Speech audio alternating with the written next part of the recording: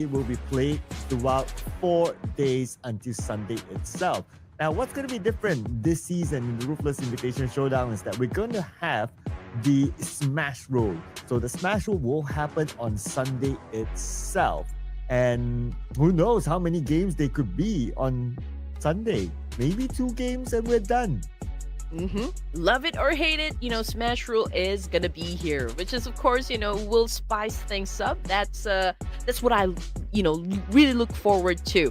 But then again, the format I believe will still be an alteration between like maybe Miramar and Erangel map. But before we head on to that, just to give you guys of course, the reference, the first place will get 20 points, and then the second 19. And as we move down the list, you can see that, from 21st to 24th place, it's all 0 because we only have, again, 18 teams that will be competing for the, the glory and the bragging rights of being the champions of Season 11 Ruthless Invitational Showdown. And in case you're still wondering what the Smash Rule is all about, by the 3rd day, whoever is at number 1 will add 10 points. That will be the match point. On the 4th day, a team reaches the match point. They score the chicken dinner in the next round. They end it at number 1 and everyone else is locked in. But we will only go a maximum of 6 games in that day. Now, the participating teams, here are our best 18 teams from the playoffs here, now in the grand finals. Oof. So again, D plus Kia, NS Red Force, 4 Thrives, Alpha 7, FaZe Clan, Team Secret, Yangon Galacticos, GLU Squad, and Hora Esports. And we have Voin Donkey, RRQ, D Xavier, BTR, Sem9, Vampire Esports, MVKE, E Arena, and Talent. And of course, for Cloud, this wouldn't be complete if we don't choose a team that we think is going to get the chicken dinner. So how many days do we have to do this? I think we have a total of 4 days for this. Yeah, a total 4 days. Though I will be away on Saturday, so I have 3 days. Okay, you probably have 4 days. So, yeah. Oh, every round, it's going to be like this. These 18 teams, we don't need to worry about the grouping, so that kind of helps in a way, I guess, or not. Not too sure. But if you think about it, right, during the playoffs, every round is 16 teams, right? Now, every round is going to be 18 teams. That means technically it's going to be harder for us to guess which team is going to get the chicken dinner. Absolutely right. But then again, I feel like, there will only be just a number of teams that will be in the mood to really perform. I don't know, please don't go blaming us, if your favorite team doesn't perform for today. Of course, we're gonna go praising the teams that will be scoring a chicken dinner and maybe go for the elimination points. But if your team or if your favorite team is not performing, I think you should knock on their doors. You can knock on these doors here. D plus Kia, Nongshim Red Force, 4 Thrice Esports, Alpha 7 Esports. And based on this 4 Thrice Esports, okay, I see 2 IQQs there. I thought I'm seeing double, but yeah. 2 IQQs, maybe an imposter. We don't know. Yeah, I haven't seen Cairo play though, but from all of the teams that we have on screen, NS Red Force seems to be just playing with their with only 4 of their members, so we don't exactly have a 5th man just yet for NS Red Force. But I mean, they're still okay. I mean, they're really performing great. After all, they did finish at 2nd place during the playoffs. We also have a FaZe Clan over here, Team Secret, Yangon Galacticos, and GLU Squad. And just like what I said moments ago, I haven't seen Tariq Sis play as well. Yeah, he hasn't played. He didn't even play during the PMS of Southeast Asia. So, I don't know. Maybe a super duper sub that sits on the bench and comes in where necessary. So, yeah. Today, let's see if he will make a showing today or maybe tomorrow or the day after or maybe the last day. Other than that, Hora Esports, we have our usual suspects here. So Mafia Ninja Sky, Jiggle Sleepy, No Fear, Haitami's here, Voin Donkey, the Mysterious Gacho, not too sure who that is. RQ Real, one of the pseudo names is Napeko, the other one, I don't know. But this area is the most mysterious team. You know, the teams and the players love to give the casters, of course, a big challenge. You know, it's sometimes it's like their IGNs are full of numbers, and sometimes they're different characters. So I don't know. I'm just gonna call them player if I couldn't read the name. But anyway, we still have, of course, Bigatron by Vitality over here, Sem9, Vanguard Esports, and MGN Vikings Esports. Yeah, and we still don't know who Bumblebee and Optimus is. They did put on a good show yesterday, and it took them a few matches, or yesterday for BTR, put in a decent performance, and now they're here in the grand finals. And with the help of Bumblebee, Optimus, sometimes Satar, sometimes Razy as well. Yeah, basically they put in some of their first team lineups, and that helped them push into the grand finals. E-Arena and Talent made it too, and Talent made it in a very dramatic fashion in the last game. Oh, make yeah. it here. I think it was just like a statement, Sir Cloud, that hey, we only need just a number of games to qualify. We don't even need to be like all performing all throughout the playoffs. I mean, look at us. We got into the grand finals just by playing, a big game during the last few games of the playoffs. So that is outstanding, if you ask me. I mean, they haven't even given us like their 100%. So I am expecting that the games that we're going to go through this evening is really gonna be explosive. I'm sad that Talent should have scored the chicken dinner yesterday. Oh, I'm yeah. just saying, it should have been okay, just Talent score it. Whether they get the second place or whether they get the chicken dinner, it doesn't matter. Might as well give them the chicken dinner so that I get a point. And that's the whole reason why I'm sad. That point should have been there. Should have been there. Sad.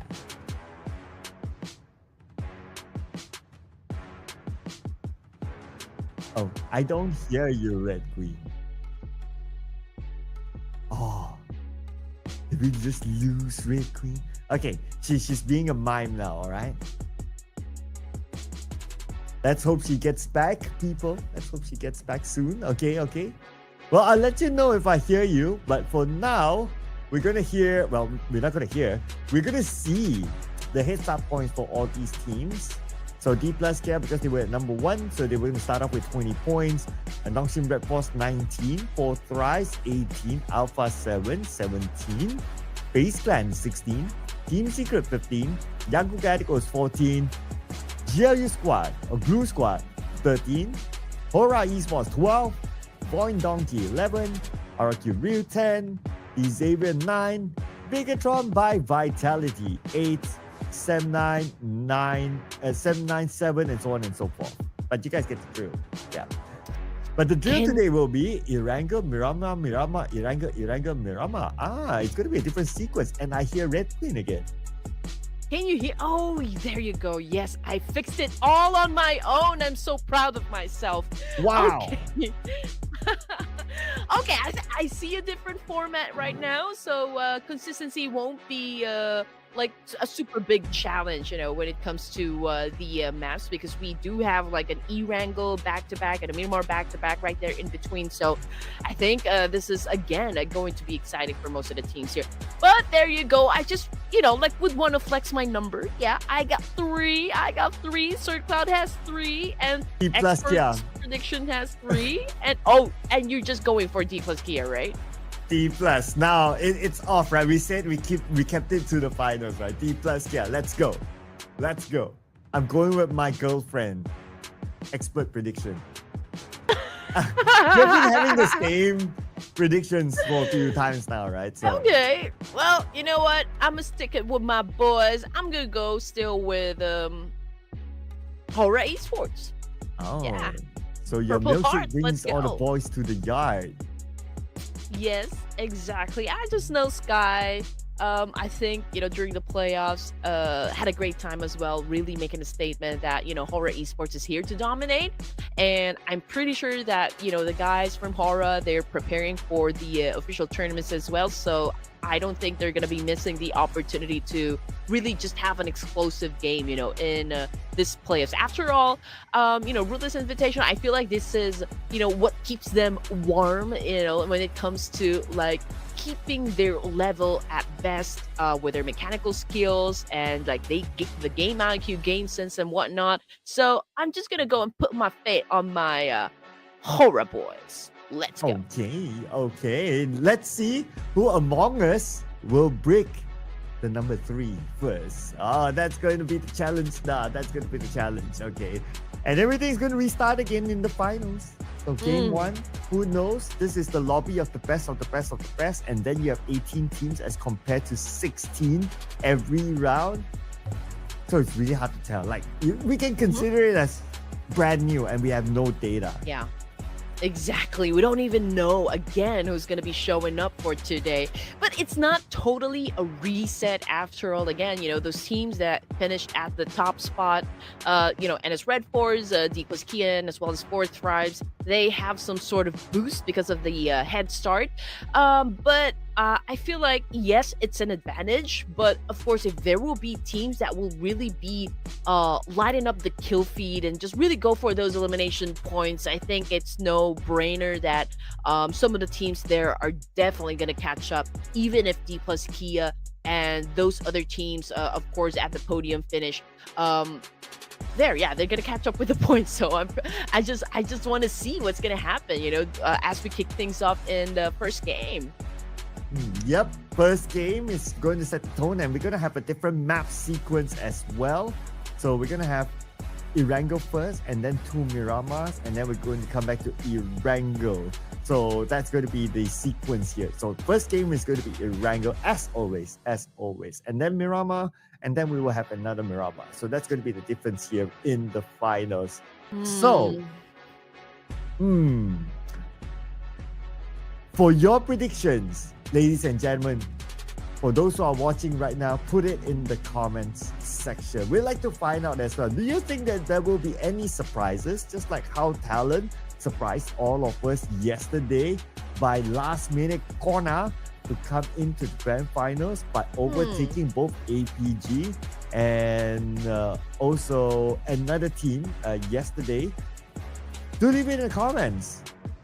Yeah, I sure hope so. I mean, after all, most of the team's fandom is down here in the comment section. I can see a lot of Nepal flags, Pakistani flags. We also got supporters for BTR and also Alpha 7, and of course the Koreans. I can see you guys down there, and it's a great thing since this is a community tournament and we are all here because we do love PUBG, we do love action, and we're here to shower our favorite teams with love and support. So I just want to see you guys down there in the comment section. Make a lot of noise, like let's all just have fun. After all, this is an off-season tournament, so everyone just calm down, chill, and let's just see if the teams or our favorite teams will be performing for us. Again, you just don't have to look at the team fights. You always have to look out for those clutch moves, like those 1v3s, those squad wipe, those nade elimination, anything, because you could actually clip those and just post it on your wall, say something about it, react to it. But yeah, continue to support and hit that subscribe button so you don't go missing out on anything that is happening within the tournament and also within the community. Yeah, and don't worry, we're not missing out on the flights. We're just taking a while before the game starts. Yeah, so stay tuned. I'm sure it's somewhere, the lobby is up and the players, they are getting prepared. And once we're ready, obviously we will jump straight into the game. So hopefully we get an explosive first round. Like, explosive first round to the extent of like, let's get lots of fights. Let's get lots of fights squared off because there's so many teams, more than the usual. Lot more fights until like stage 4, stage 5. Then you have like a handful of teams. It's like well spread out. That would be kind of nice. Yeah. You know what? Yesterday, not gonna lie here, most of the matches that we've had are all fast paced. Like everyone again just came out swinging, guns blazing. Everyone is in the mood to like really get those elimination points. Most of the teams they were explosive. Even those teams that are at the bottom, I mean, Claw, I mean, still did try to really have a strong performance even during the last day of the playoffs. So we have to always commend them for that one. So I do expect the same thing. You know, hopefully, majority of the teams that we have will really show us, sort of sneak peek of what they can actually bring into the battlefield as soon as the official tournament actually starts. Oh, you said the keyword, Red Queen, start. And we are now at the countdown screen. Okay, this is what we've been waiting for. The countdown screen to show us and indicate to us exactly when we are going to fly. And that's going to be 10 seconds from now. Erangel, match number 1 of the grand finals. Let's see if teams behind can catch the top spot because of the starting points. Let's head on to game 1. Let's step into the ring. There's no holding back right now. Kicking things off in Erangel over here. Day 1, match number 1 of the grand finals. Oh yeah.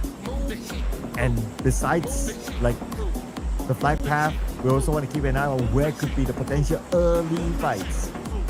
Could it be Yasnaya still? Could it be Pochinki still? Kinetron is not playing. And, well, I don't know who's going to take Pochinki because Xavier is playing, and in case anyone really wants to challenge them. Hardly anyone normally wants to challenge Xavier inside of Pochinki, so Kinetron's not playing, maybe no one else. But because we're at 18 teams, more than usual 16, so there's a high chance that we will see an early fight somewhere. For sure, that's what we always come for. But we can see that the teams have already opened up their parachutes and headed towards their favorite drop spot as well. We can see that Vampires headed towards over the northern side of the map here. Now we're looking at Hora, and they dropped in Yasnaya. Oh, same thing with Talon Esports. So I think this is the first brawl we're gonna witness.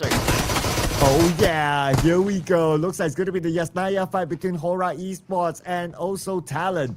Now that we're in the grand finals with both of these teams together, if they don't switch, we're going to see every Erangel match this same fight. And Talon, looks like they want to finish up the job. Okay, this is going to be Axel as he moves forward. He only has a pistol, but Sky is ready for him. And that's going to be eliminated immediately. Here we go. Obviously, Horror Esports is resetting. It's a good thing that they are still a complete squad here. Cannot say the same, though, for the side of Talon Esports. Seems to me like they've already lost one of their member, and we can see that Sleepy's been throwing nade here to probably flush out Yoru. But Yoru's not moving a muscle here. So Trigger Discipline is just really waiting for that opportunity. Maybe if one of the horror boards expose themselves, through the window, he could probably shut them down. But in the meantime, Yoru is not really making his presence felt at the moment. And we can see that 2 of them had already been taken out of the equation. So not exactly sure how Talon is going to be surviving this. Well, 2 players from Talon. It's going to be pretty hard though. And plus they're quite spread out. So if one player gets knocked, that's pretty much it. And Hora Esports seems to kind of know that they're in this building. It's just a matter of identifying which room or which floor they're at. Okay, here comes Hora Esports. Sky is going to get in. So now they've infiltrated the same building. Yoru needs to be prepared. He does have his trusty shotgun together with him. Here we go. They know they have the upper hand advantage up against Talon over here. Just, of course, brings the aggression on for the side of Horror Esports. And there you go, another accurate nade coming from Sleepy, shutting down Yoru in that process. And he got the first grenade elimination for this round. 3 points now in the bag for Horror Esports. Let's see what the Purple Heart is going to do in this situation as they hunt down Achul. And Achul, final player, where is he going to go? But oh, he responds back with a shotgun of his own. Knocked out one, Achul! Achul! Okay, making some progress here. Sleepy is the one to be gunned down by Achul. Now 2 more left from Hora. Oh, they need to be careful now. It's going to be a 1v2 Jewel trying to even the playing field over here. We got Jiggle in a Captain Levi skin. Let's see if he can put down a Chul in this 1v1. Jiggle's trying to give some sort of backup. Sky also joining into the mix as well. But Chul, again, is just waiting for Horror Esports to step inside, and it definitely will retaliate. Although he's been getting some damage, Jiggle now coming from behind, and there you go. It is done. It is finished. Talon Esports' first team to be taken out from this game. Oh, okay. That was a fight by Joe there. At some point, I thought that could he actually clutch it? But okay, Horror Esports dealt with him. Now we can think about the circle. Where the circle is on the left side, it's very likely to be a gacha circle, and we have a handful of teams already in it. Vikings, especially, now in the middle of the circle, but they are not too far away from BTR. Oh yeah, and just look at that circle. The amount of teams that we have over to the northern side. I mean, Yangon Galacticos, even Alpha 7, headed towards the same entry point. They could probably have a clash against E-Arena. We also have the GLU squad coming inside. I mean, Vikings is there, BTR is there. So I'm just really waiting for, this massive collision to happen between all those teams that I just mentioned. And also we have to consider that there are also a lot of teams that will be coming from the northeast side, because we do have like 30% of water over here. There's a portion of the military base included in the zone. I know. We're wishing for the circle to go to that portion, right? Like the chances are small, but if somehow it goes all the way down there, perfect. I would love to see that. Because right now, inside Meta Base, it's only Team Secret. Only one team. No one else is there. And if it does pull there, Team Secret will be the happiest of them all. Oh, yeah, definitely. That is for sure. Oh, okay, here we go. I thought Vikings was going to go in an engagement, but okay, maybe he was just testing if like his gun is working. But again, we're still waiting if teams will greet each other here for stage number 1. But most of the teams that I can see on the map feed over here are still busy with the rotation. I mean, we can see that GU squad still picking up some equipment and probably some weapons and the ammos that they can use as soon as they get into battle over here. And as for Team Secret, yes, they're still on the south side of Erangel down there in Novo. But Frank as well as Zerus, they are already beginning their journey towards the main peninsula. And Void Donkey, shooting range, moving in. Tanking a bit out of the blow, but it's only stage 1, so it's going to be fine. Base Clan Horror and Vampire Esports in the same situation. And these areas, since they have Pujiki all to themselves, so they will be unchallenged coming out. But as they move towards the quarry area, that's where BTR is at. Ooh. Okay, here we coming off the kill feed, it's Alpha 7 versus the Arena. Confirmation coming through. Mormon had been taken out of the game. So that's 1 point under their belts, and they continue on with their rotation. They could probably clash with E-Arena as well. Joker's definitely going to take his time, down there at Primorsk. I don't think he's going to be joining any engagements just yet because, well, I mean, E-Arena obviously suffered some major casualties and damage over here, so he needs to focus on getting to the latter stages of this match just to make sure that they collect enough placement points as well. And BTR, newfound round for them. At some point in the playoffs, they looked like they were not able to make it, but then they feel their key players, and then they made it here into the grand finals. Now, if we were to look at the lineup they're currently playing, Razy is not. Snape is playing instead. Snape, or what was the pronunciation again that time? Snipe? Snipe, yes. Okay. I tried to tune in my brain, but I somehow can't. But anyway, what we can see is the circle that will not go into Meta Base. So it's time for Team Secret to pass that left bridge into the main peninsula. Ooh. Okay. However, not exactly sure how Horror Esports lost No Fear. But yeah, No Fear is already out of the game here. But Horror Esports already bagged 5 LMs for themselves, and so far they are the high performing team. As I can see on the leaderboard, I mean, they're the only team with 5 points in the bag. But let's see if that's going to change because the Savior right now going up against Alpha 7. We got Paragon and DX4 together, and Carillo has a DPS over here, but he is, well, getting roasted alive. And Paragon took a lot of damage, and now both of us playing the Savior down on the ground. Oh, and here is the shot from 2504. Winterwild comes up, comes in, and in the face. It's 2504. DBS gameplay. Final player of this area. We'll say Paragon and Levi's. Here we go. 2504 going for a pickup over here. Joker. Okay, I think this is an opportunity for the arena to score some points. Now, this is going to be a dance up between 2504 and Joker. Now, Joker with a kill. Eliminating Alpha 7. That was super fast. Okay, great follow-up there by Joker.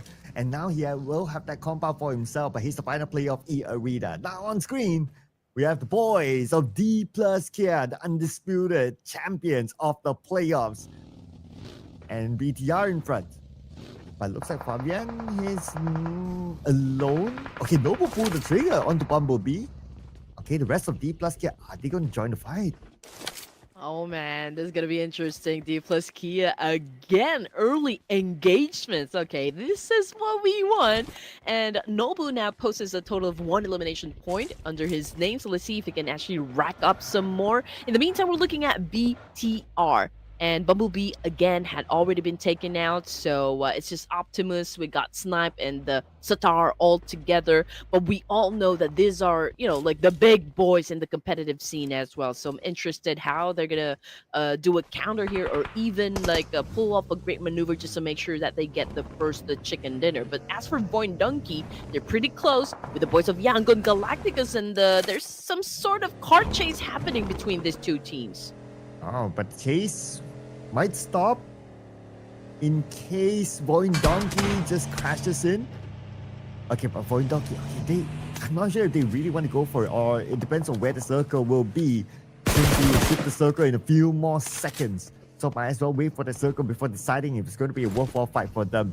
And circle south, hard shift. Now we have like 20% of water in this circle. I thought I was gonna go over to the south side. That's what we want. But then again, this is kind of a tricky circle as well, Sir Cloud. And as for Horror Esports and FaZe Clan, man, they're still tanking the blue. Probably they might have an altercation as well before they step into the zone. But as for BTR, they could probably go up against D plus Kia. But coming off the kill feed, though, it's Vampires versus M9. And we also got Void Donkey over here versus 4 Thrives. Oh, potato knocked. Long range by Noki from 4 Thrives. Void Donkey now popping up that smoke just to give extra cover, but the nades will come in. You have to be careful and lucky at the same time. But Razak, unlucky for him, gets knocked down. Falak follows up. 4 Thrives take over the position of Void Donkey. Now they want to clear out Kator. No mercy, says Falak. That was brutal. Nade coming from 4 Thrives, and oh no, this is not looking too good. Horror Esports been taking some damage, and it looks like 2 of them already out of the game, courtesy of FaZe Clan. They seem to have the advantage over Horror Esports. Jiggle might be the last member for the Purple Hearts. Oh, okay. Just like that, I guess they fell while they were trying to rotate into the circle, and they happened to bump into other teams, and that's what happened. But right now, we're going to find out what's going to happen here. We got Torres, Falak, lobs his nade across, and then nade by Falak will eliminate the final player of Void Donkey. Number 14, no points at all for Void Donkey. Man, Falak already had like, what, 2 grenade elimination? I feel like he was able to really get rid of Void Donkey through making them explode, which is absolutely wonderful. That was such a great performance coming from Falak. However, Horror Esports, unfortunately, at stage 3 already been eliminated. Coming off the kill feed, it's also FaZe versus GLU this time. As you all know, FaZe clan will be coming from the northern side. They're trying to step into the zone, but then again, GLU is there to greet them. But as for Team Secret, down here at Primorsk, they're on a 2-2 split here. Two of their players is handling business with BTR because BTR is still outside of the zone and trying to get their way in, but Team Secret is making it hard for these boys. Playing the gatekeeping role right now. Team Secret full squad.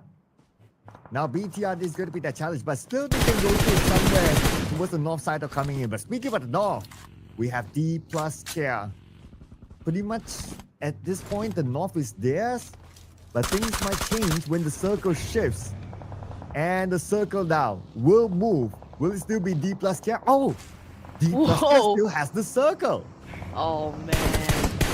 The circle is behaving quite erratic. Okay, so Primorsk is no longer included in the zone, so that gives time for BTR to reset. Team Secret, however, needs to step inside, and they could be greeted by the boys of Yangon Galacticos and even Vikings.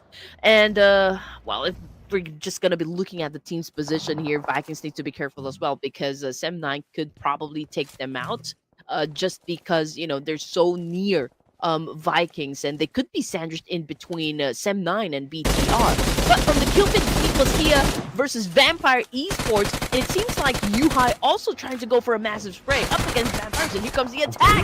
But the UMP and Yuhai gets it done. Okay, that's going to be a start, but you need to heal. It's pretty low. Oh no! A boo-boo! The nade! The nade bounced back into his storeroom! Ah, that's a boo-boo! Yuhai naded himself! Okay, I mean, you can't believe that guy. It's all the pressure, the adrenaline and whatnot, but Yangon Galacticos, Mernat boy receiving a lot of damage.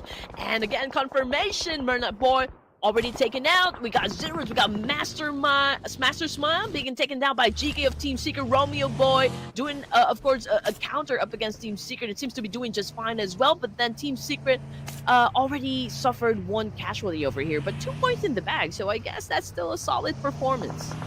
Okay, yeah, 2 is not too bad though. Let's have this high ground. Hyperion from Sem9 will follow up after Yuhai to finish off. Saycloud, Lapa followed up with Romeo Boy, and Yangon Galacticos eliminated. Sem9 now playing with 3 players. And Yuhai, who naded himself earlier on, Hyperion managed to save him, so at least he's back up again. Okay, so D plus Kia right now on the screen. Nobu, a total of 2 points for this guy. Satar! Oh man! Got shut down by GK of Team Secret. We still got 10 teams, you know, for stage 4 over here, and we're looking at Bigatron by Vitality. They're down here at Primorsk, still haven't found their way inside the circle, and they're pretty close with Team Secret, so I think this fight is going to continue on, but they have to settle the score here, Sir Cloud, because whoever wins the fight will then have to deal with Vikings. But coming off the kill feed, it's still Joker trying to get some LMs for the team, and is doing pretty well, if you ask me. Being the last surviving member, still racking up points.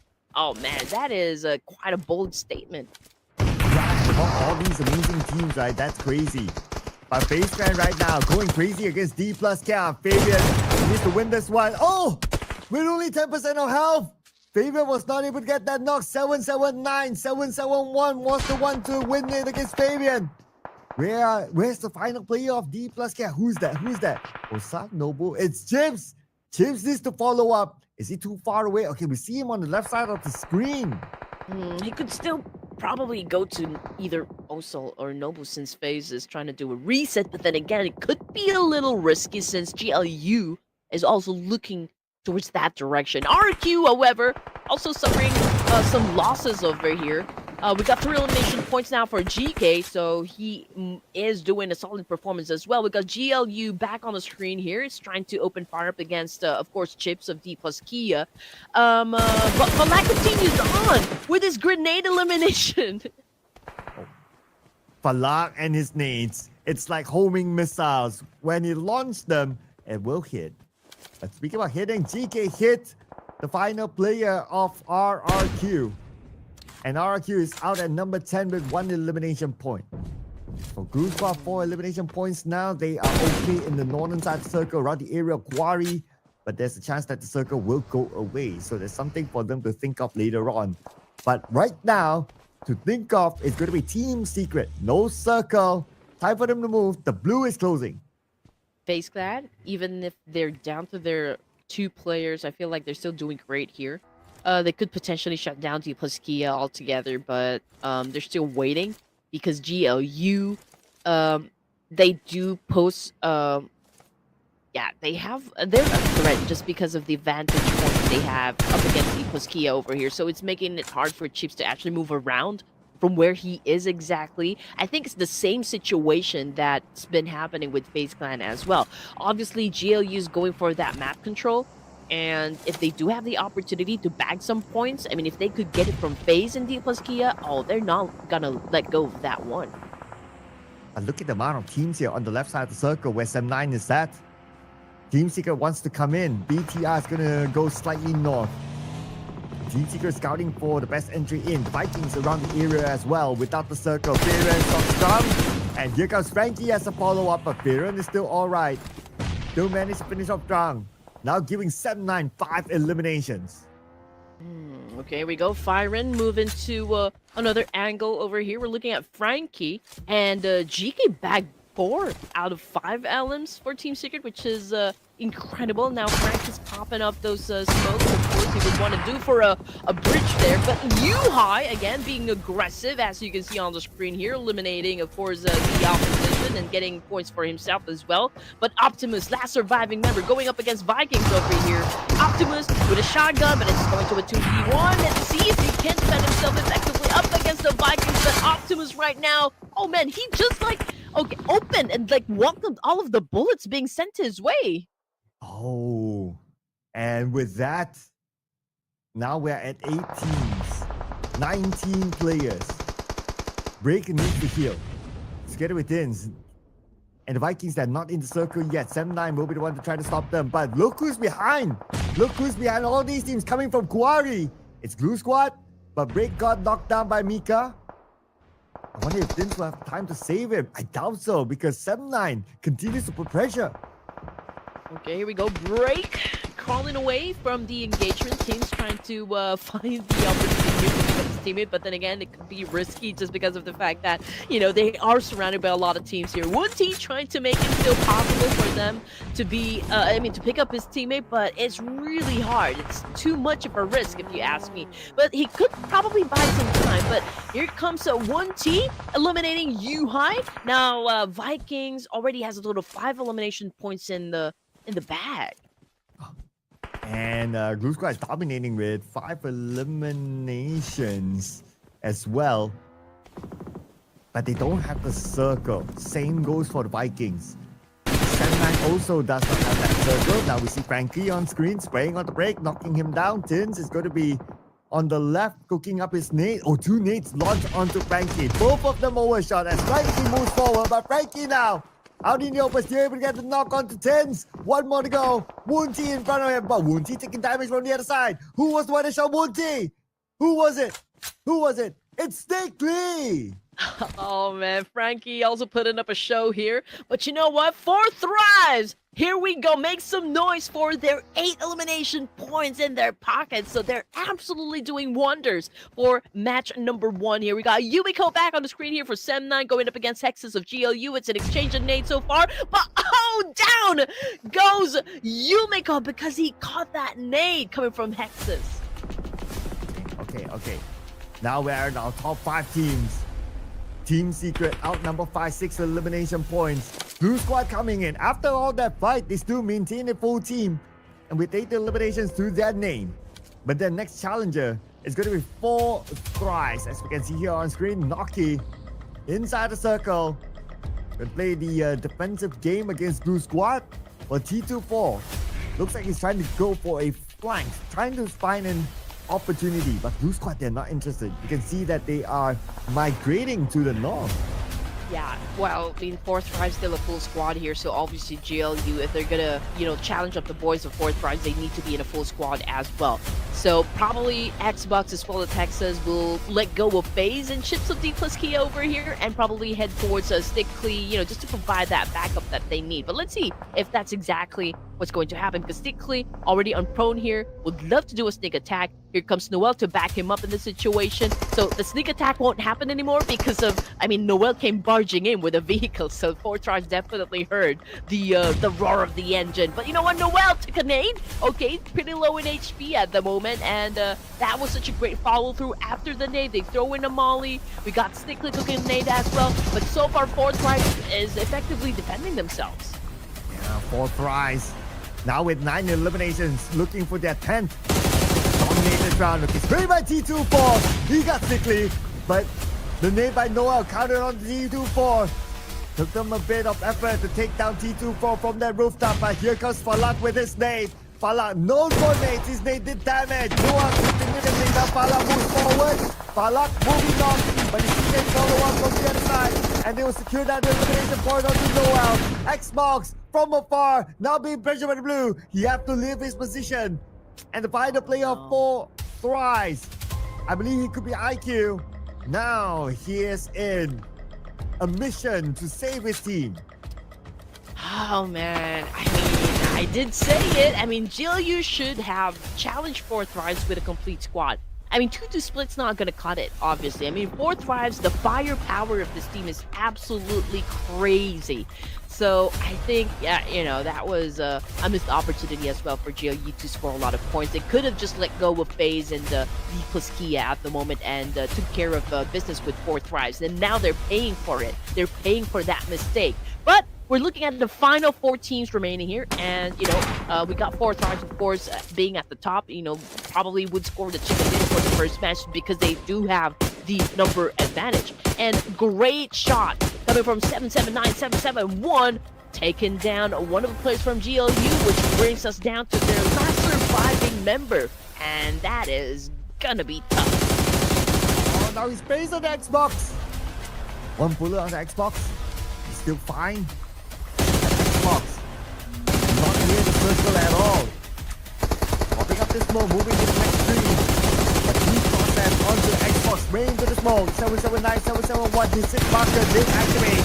When he hit onto Xbox. Xbox 10% of health, found in another tree. I wonder if he does have any first.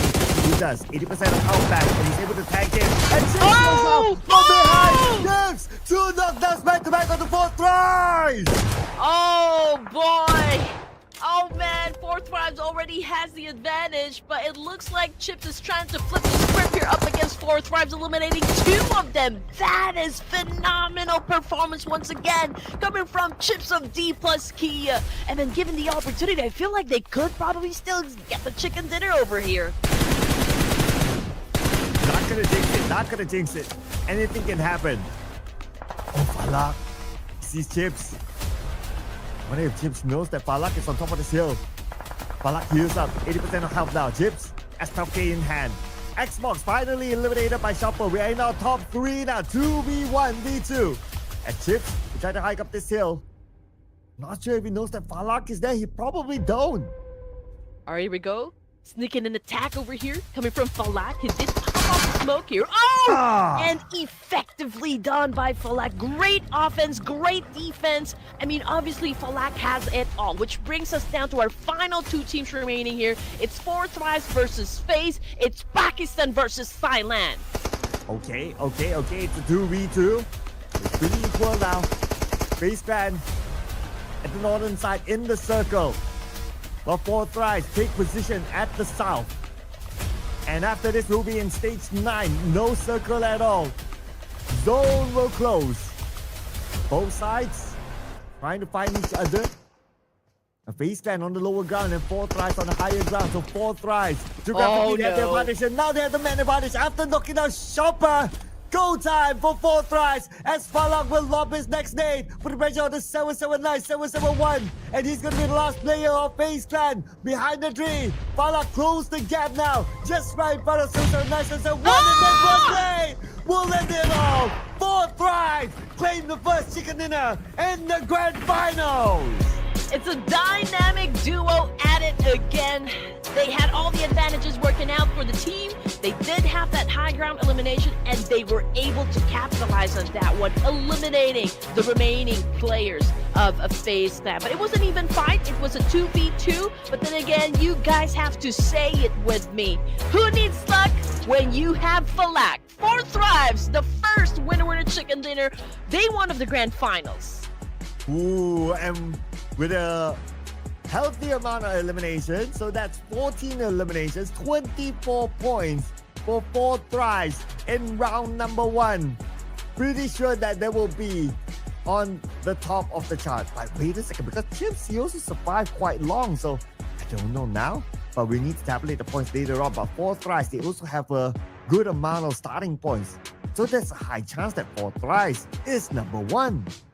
That could be the case. I mean, we also have to give it to Chips. I mean, the way that he defended himself, it was a 2v1. He was able to pull off a clutch there. I mean, it wasn't an easy feat, like everyone's just really making it look like it's so easy to go through the numbers here, to go through the players, to go through the teams, but it's not. And we have to give props, to that incredible gameplay that was shown to us by Chiefs of D+Key. I mean, he was all alone to deal with business, but it was still pretty effective if you ask me. But then again, at the end of our first round, it is still 4 Thrives that took the chicken dinner here.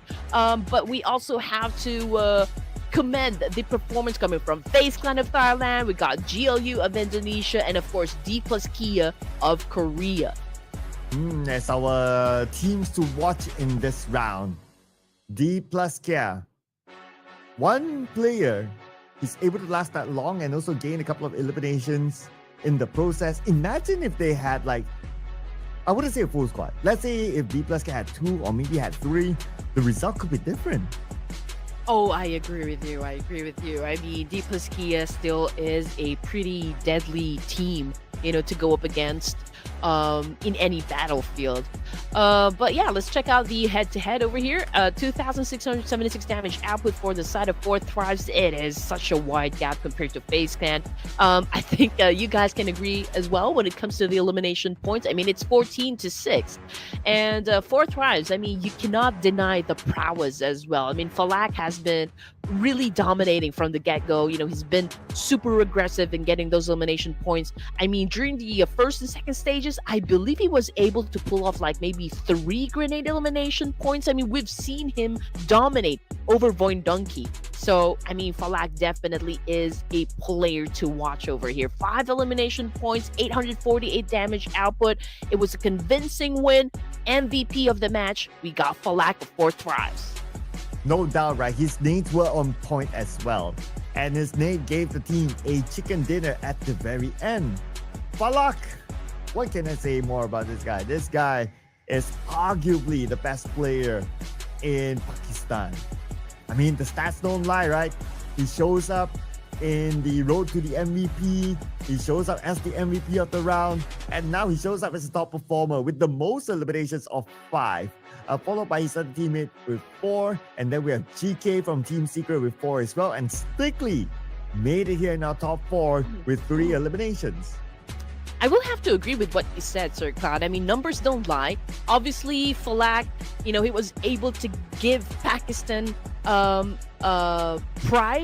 by getting his team on an international stage. And also, really performing great and really delivering such a high level performance, not just him, but the rest of the team here. So I guess, that is why he is embraced and loved by the Pakistani community. Yeah, it just shows, right? Numbers don't lie. And the performance here doesn't lie as well. Well, but because of that, they scored 24 points. FaZe Clan 12. Blues got 12. And D+Kia, because of chips, they scored 9, which is still pretty decent, I must say. So 29 points in total for D+Kia. But on the other end, BTR and Voindunky not able to secure any points at all. BTR, even though with Satan no point, it's kind of awkward to see a 0 there. Ooh, man. I mean, it's just day 1, and we're just starting things up here. So we should let the boys cook. Let's let them cook something really great for us. 166 turbos used in this match. We also got Nobu again, back with the stats here, Sir Cloud. 309 meters in total for the longest elimination distance. And just look at that. I mean, we have a total of 4 drops, or airdrops rather, that got looted for this round. So I feel like most of the teams here are really feeling confident. Yeah, we can see the level of confidence, right? Especially when there are like a lot of teams on the left side of the circle, but team after team, they all have their own way to manage it. But before we head on to the second match, we're going to take a short break, ladies and gentlemen. So do not go anywhere. We'll see you guys after this break.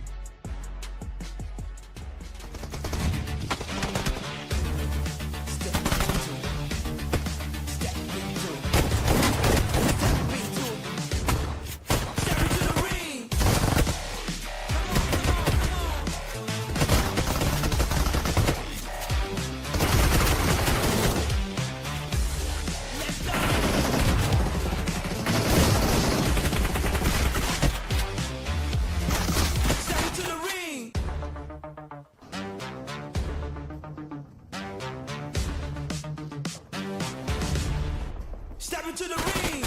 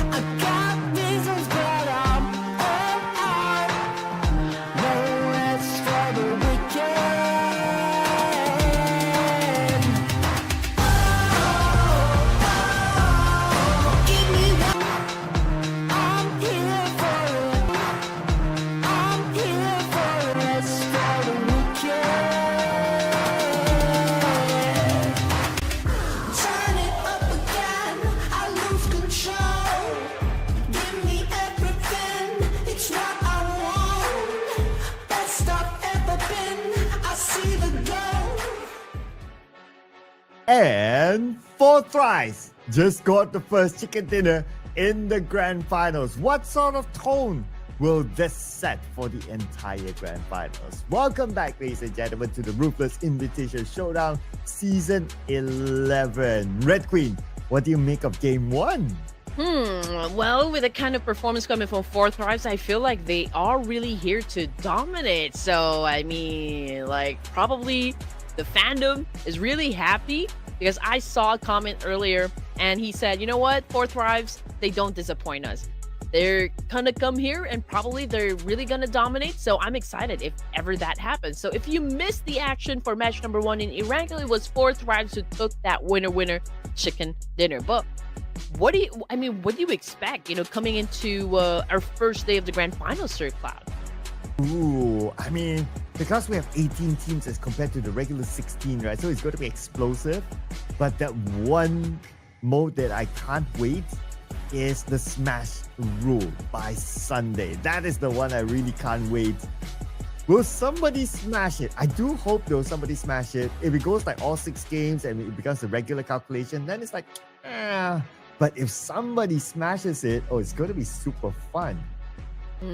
Oh yeah, that is for sure. Again, love it or hate it, but Smash Roll is here to stay. And I do love the fact that Ruthless was able to adapt that system into the Ruthless Invitational Showdown because it keeps things, interesting. Of course, we need to, again, always come up with something that will make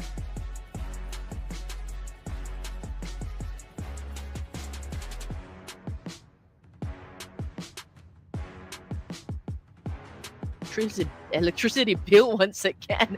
Sir Cloud, don't leave me all alone!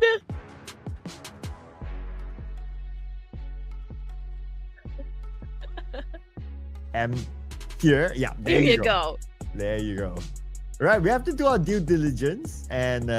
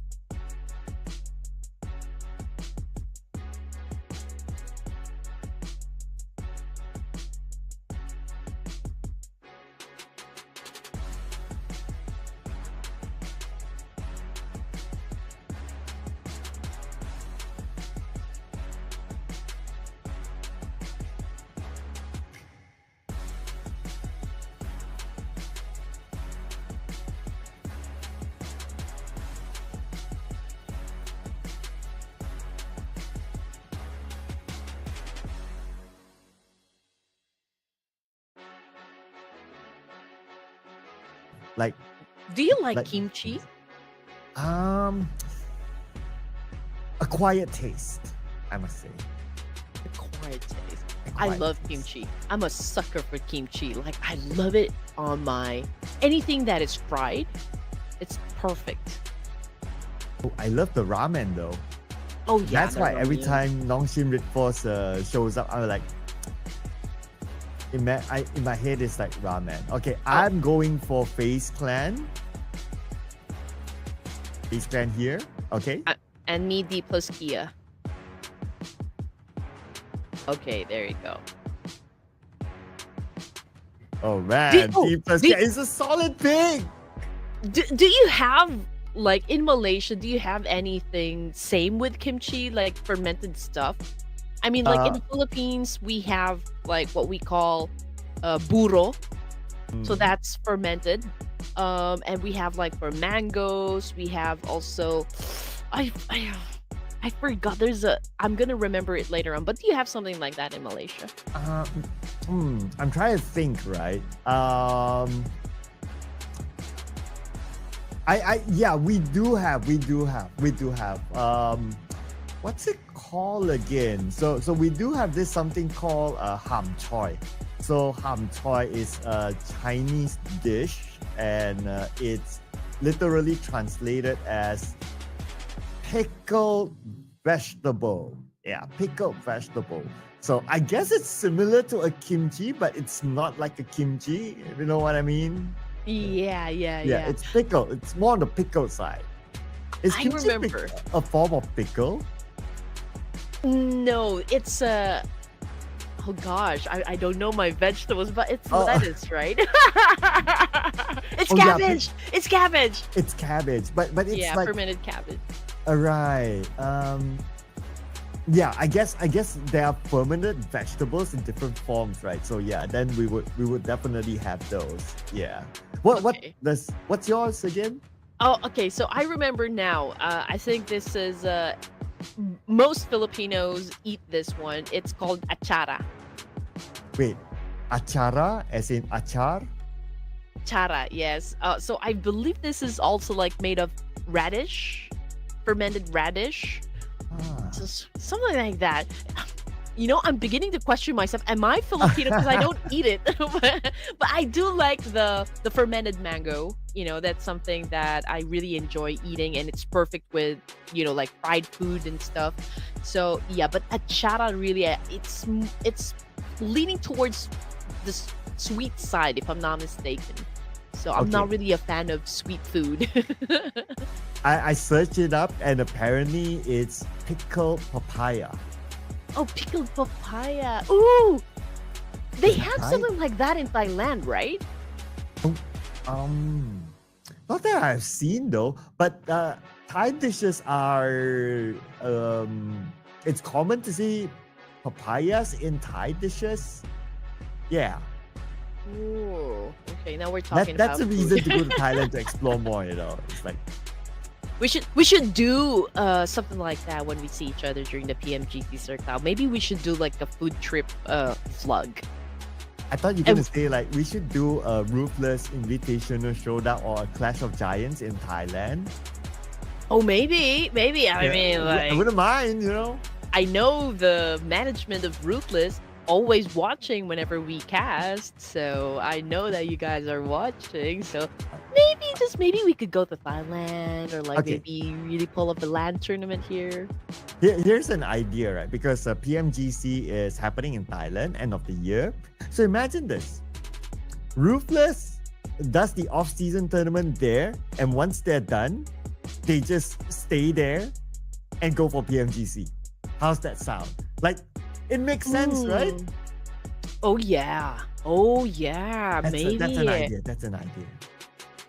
But you know what, guys? This could probably happen if you show your support to Ruthless Hype Esports by subscribing to their YouTube page and just really inviting everyone, share the live broadcast. If this ever happens, then man, we're gonna see each other. We're gonna see each other. If this ever happens, you know you played a part in it. You know you played a part in it by clicking the subscribe button. You know, who knows? You know, by the end of this broadcast, we get 1 million subscribers on the YouTube channel of Ruthless Hype Esports, and then all of a sudden, we're all in Thailand in a LAN event. You know what, ladies and gents, I do love that you guys are, you know, kind of shipping us, you know, Sir Cloud and I, but we're just really good friends and we love to talk about food. And I'm pretty sure that you guys have your favorite cuisines, you have your favorite food. So let us know down there in the comment section if there is a food that you want us to try. So if it's available here in the Philippines, I would love to try that one. If it's available in Malaysia, I'm pretty sure Sir Cloud is open to tasting whatever that is. Except a balut. Except for me, I don't like. I'm not sure if I'm Filipino, but yeah, I don't eat balut.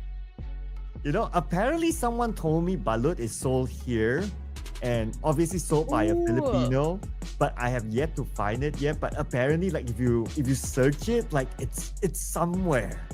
It's somewhere reachable. Oh, that's Mm. interesting. Maybe you should go try it, Sir Cloud. But why don't you try one there and then when you come here, you try the one here and you make a comparison. Oh my gosh! And you're No, like, I oh, this does this taste authentic? Yeah. Mm. Very cool. Oh my gosh. Okay, well, at least I've already tried the momo from Nepal, so I'm good. You should try. Have you tried the momo? You promised to try out the momo. I need to find a Nepali restaurant here. Yeah, I gotta search it out. Oh my goodness. We're talking about food and we're just at we're just at match number 1. Yeah, I know, right? We look like we have time. Okay, apparently there are Nepali restaurants reachable to me. Apparently there are a lot of them. Wow, I'm now looking at like a whole list. Ooh, momo, momo, momo, momo. Who wants to see Sir Cloud eat momo? Raise your hands. Woo! Okay, this one at the top list, it says that it closes at 11. So the only chance for me to go and try it is when we're not on broadcast. Yes, for sure. Are we making you guys hungry? I'm really sorry. We're just really giving some time for the production to fix everything that they need to fix. We might be experiencing some sort of technical difficulties, but rest assured that the production team is working hard enough, to make sure that we all have a great show for today. And also, the team's kind of doing a reset as well. Probably they're already inside the lobby preparing themselves for another fight. So let's just chill and like maybe bond with each other. So again, I'm asking everyone if you guys have a favorite food, like favorite cuisine, please let us know down there in the comments section, and we'll have a look. We're actually reading all of the comments right now. Yeah, and I am searching on where can I get Momo, like the best Momo.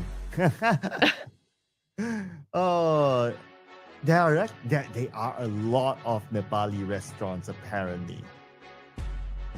I'm surprised to myself that I have not tried any of them yet. Now I should.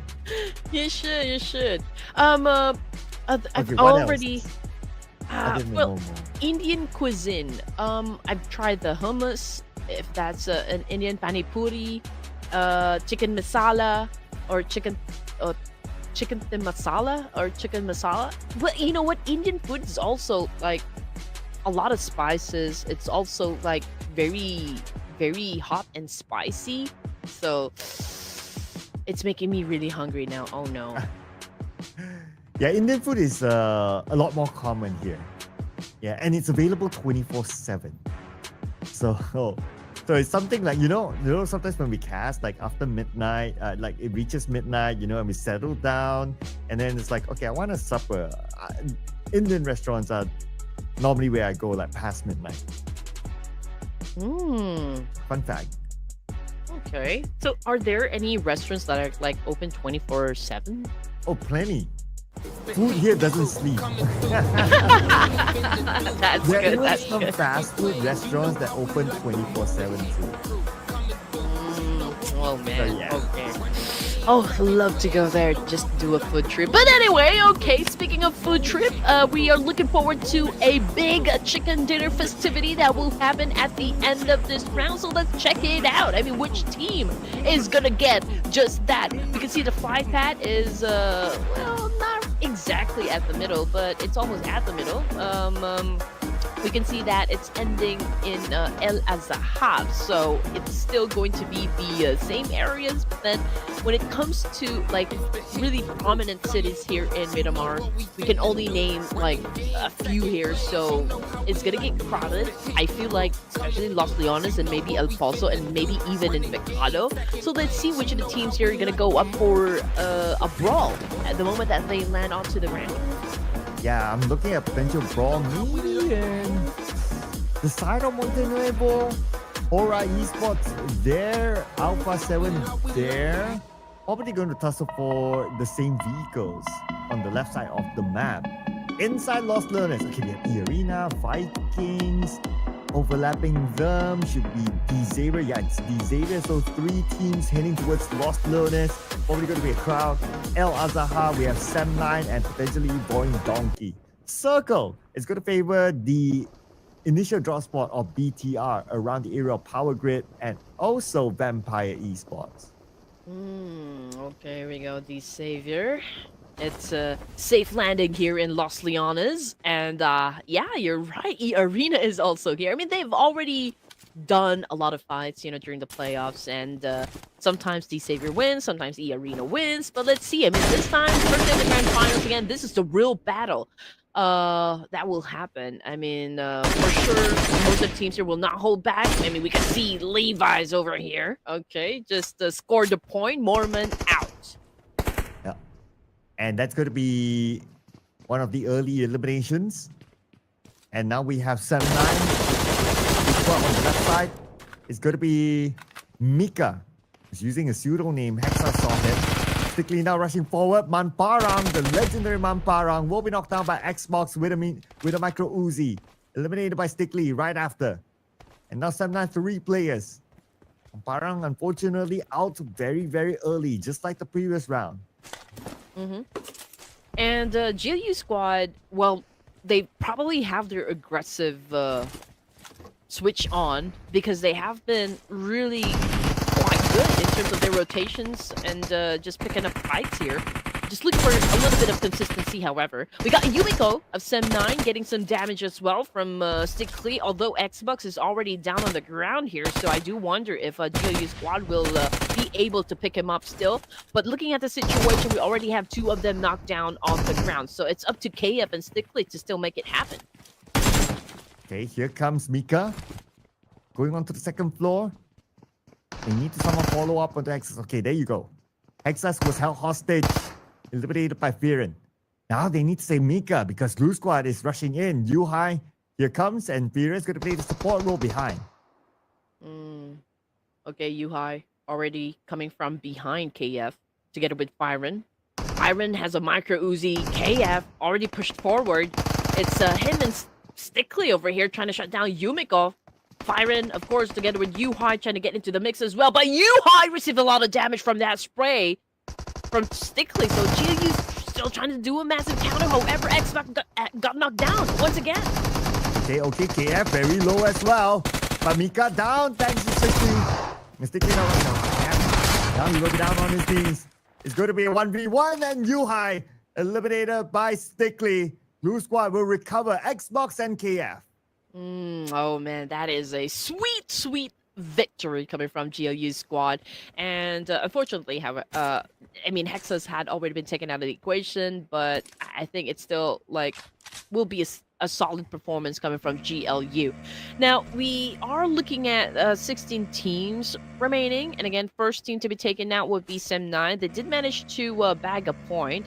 And we'll probably see them, of course, in the remaining matches today. But as for E-Arena, they're also playing with 3 of their members. And I'm looking at D Savior. So did the fight start, or did they decide, okay, maybe live to fight another day? Savior took one out of E-Arena. So looks like it could be E-Arena saying that, okay, you know what, guys? 3v4, it's the grand finals. Let's not bottle it. And maybe they decided to leave. So the fight in Lost Learners will not continue since our observers are not going to Lost Learners. So I guess that was a truce kind of call. Which is, of course, great. I think everyone's taking their time. And again, it's going to be a back-to-back Miramar, which is, of course, perfect for most of the teams here. I mean, if they can do the same rotations and same engagements, then that could work best. But then again, you know, looking at E-Arena over here, Mormon already out. And I guess there's an opportunity for E-Arena to still pillage through towns here just to make sure they have everything they need before they step into a fight. But I'm looking at teams like, I mean, which of them are close to one another? I just know that E-Arena is close with D Savior, Vikings, Vampire Esports, and maybe even Town. But then again, this is a big map. So even if I see them all together in just one spot, I feel like the distance is still great. But as for those teams that are still outside of the zone, that would be Horror Esports, and they will be coming from the northern side, probably clashing with Alpha 7. And we got Boindonkey, coming from Cruz del Valle, GLU still outside, and even Yangon Galacticus. But you know what? I feel like D plus Kia is about ready to step into the fight up against Team Secret in La Bendita. Oh, but Team Secret, they're not playing together. As Zeros is sent out, perhaps to scout for their next location. So the other 3 players of Team Secret, probably close. Okay, Trang is elsewhere. But we're not highlighting them now, so I guess the fight will not happen yet. Base Clan, Hacienda del Patron will be theirs. So they'll be okay for now. Currently at number 4 with 28 points, but because we're only done with game number 1, so one good round by any team, just any team, will be a significant boost. You know what? Now that you mentioned Hacienda del Patron, I kind of miss DRS because this is their favorite drop spot. But anyway, okay, getting back into the action over here. Horror Esports, I don't think any team would clash with them just yet. Force Fries, yes.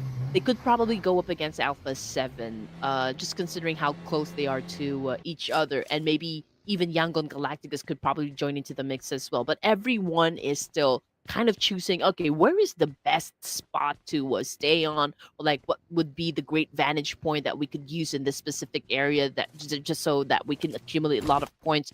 So everyone is still probably talking to each other and maybe gauging, the situation. For now, at stage one, it's all information gameplay, but it's a different story right now going up against RQ and FaZe Clan. Yeah, this one, Vampire Esports E-Arena, could erupt into something as well. We're coming into stage number 2, and the area where they're at is somewhere in the middle of the circle, so it could be very valuable still. And yes, it will. Okay. So the city where E-Arena and Vampire Esports is sharing right now. They might not want to share it later on, but RRQ, surely they don't want to share this area around Power Grid with BTR. I don't see NS Red Force. Oh yeah. Huh. I think they didn't play game 1 as well. Are they not playing? Yeah, I'm looking for NS Red Force. I don't think they are playing, so we'll probably check that with production later on and give you guys an answer to that one. But since the circle had already shifted, I think this paved the way to other teams to actually engage with one another. Here comes Alpha 7 Esports, Carillo cooking up a nade here, going up against FaZe. We did see them engage a while ago, and even RQ. Oh, so it's RQ. It's Lapar who threw the nade up against Carillo. Okay, he got that one. Now another player of Alpha 7 below the pickle. He sees that one. Good clear spray. Taking down Revel. But RRQ, they're not only busy with Alpha 7, BTR came on the elimination feed to take down the player of RRQ. Revel, elimination secured. 2 more players of Alpha 7 left. Still around the area of St. Martin, around the area of this high ground. And look who's coming by. It's going to be Napeko. He's looking for them, coming by with the Buckley, crashing in directly. Napeko landed, but into the process of Alpha 7. What was that? What was that? Okay, you went alone. Okay, never mind. I do have a lot of questions, although. But we're looking at T-Saver at the moment, and they're going up against Viking Esports. You can see Pathogen cooking up a nade here, although 2504 is currently knocked down on the ground, and it's gonna be hard, for Pathogen to pick up his teammate here. Vikings being aggressive, we've seen them perform, even in the game number 1, and I feel like they're really determined to dominate as well. However, Bumblebee, man, with a Mini 14, he shuts down Falak, and that came from the kill feed. And FaZe Clan, looks like they took out Carillo. More fights happening at the high ground, last we saw. And Xavier, Harjin's now on the ground. Canary got Carillo out, back into the lobby. Levi's, shots on the Wonty, 50% of health down. Parajin still calling up for help. And Levi still with the off angle, but this angle is not going to get a clear shot of players of the Vikings. But Turney K got Wonty on the other side. So there's also another team close by. Oh, man, they now have to commit on this one, StarCloud. I mean, D-Savior suffered 2 losses over here, so they just have to go through this fight up against the Vikings. But obviously Vikings, they have the numbers, they have the advantage over here, so let's see if they can really finish off D-Savior, or maybe D-Savior can come up with an effective clutch here and, turn the tables up against Vikings. But in the meantime, we're looking at the situation, and D-Savior still continues on with that massive spray, and Team Secret is maybe gauging, maybe deciding, are we going to join that fight? Wonty, however, gets shut down as well. And GK gets tins. Falak eliminated by Bumblebee. So many fights happening elsewhere. But now we have Mr. DX4 sends it across, but I believe it's a little bit too short. Not going to land onto anyone. And now we have Team Secret joining the fray. Okay, they're going to the building where DX4 is at. It's going to be a 1v2 or maybe a 1v3. Oh man, Superman cooking up a nade here. Oh, Secret took a shotgun. DX4 already down on the ground here. Trang is... Okay, we still got 2 more active members onto the side of Team Secret, but this could maybe an opportunity for Vikings to reset and pick up their teammates. Okay. DX4 out. And Team Secret, they should be able to reset. They have that compound for themselves. Oh, it's a matter of Frankie joining back with his other teammates. But here we have Potato. Shot from the side. Knocked down by Vampire Esports. Boy Donkey, they will lose their IGL immediately. Not sure. Ooh. Now healing up or picking on his teammate. Zeta and Fire a little bit more time, but Zeta taking shots as well. They're sharing the same compound as Vampire Esports. But we're back on the T-Saber here. Levi's gets stins. Superman, 50% of health. And Levi's with a shotgun. Oh, I got a bit of an assist. Okay, who was the one? It was Frankie and John that assisted Levi's. Yep, it was a three-way battle happening right here. And Void Donkey had already been eliminated empty-handed. Levi's taking in some shots as well. And there you go, nail in the coffin. Coming from Frankie of Team Secret and Trang as well. And it's a good fight, I can say. I mean, they did manage 2 teams. And they were able to bag 4 LMs for themselves. And now Horror Esports, not exactly sure who they went up against. But they already have 1 elimination points as well. And it's the same thing with Vampire Esports. I mean, Nuzi had already been taken down, and they have 2 points in the bag here, and they're about to go up against BTR. And did you see the picture? I mean, Bumblebee kind of popped from the left side of the screen here, and I couldn't recognize him. Maybe it's really a new player, or maybe BTR Academy. Okay, gotta get a good look again. I mean, I did see something, but it also doesn't ring a bell. Probably I need a second view later on. If it pops up, that is. But as long as BTR is still in the game, there's a chance that they will come up. And BTR, they have the high ground just on the outside of Power Grid. As the circle will shift again. BTR, E-Arena, Vampire Esports still has that circle. But BTR's position, that high ground, is a power spot. Oh, definitely agree with you there, Sir Cloud. But Picado's really going to be busy over here. I mean, just look at that. Vampire Esports and E-Arena currently down there in Picado. But D plus Kia and Team Secret, they could battle it out. But the entry point, I feel like it's still going to be the same thing. It's going to be through Picado. And Fourth Tribes, they are holding on to a compound over here near Picado, but I'm not exactly sure if they're going to be pushing to Picado, or maybe they're conserving their energy and we'll see them really pop off during the latter stages of the match. Match, rather. D plus Kia also challenging up the voice of Team Secret. We got also right now with a massive spray of M416 over here, just announcing to everyone that, hey, we're still here and we want to fight. And D plus Kia is going in the circle. Do they really want to fight? Maybe they can try to force off Team Secret, but Team Secret, not going to give a care in the world to D plus Kia. They will focus on getting in the circle. So far, they're playing all right. On the elimination feed, we also have Alpha 7 and 4th Rise fighting. Young Gadigos in a fight of their own as well, and they just exploded.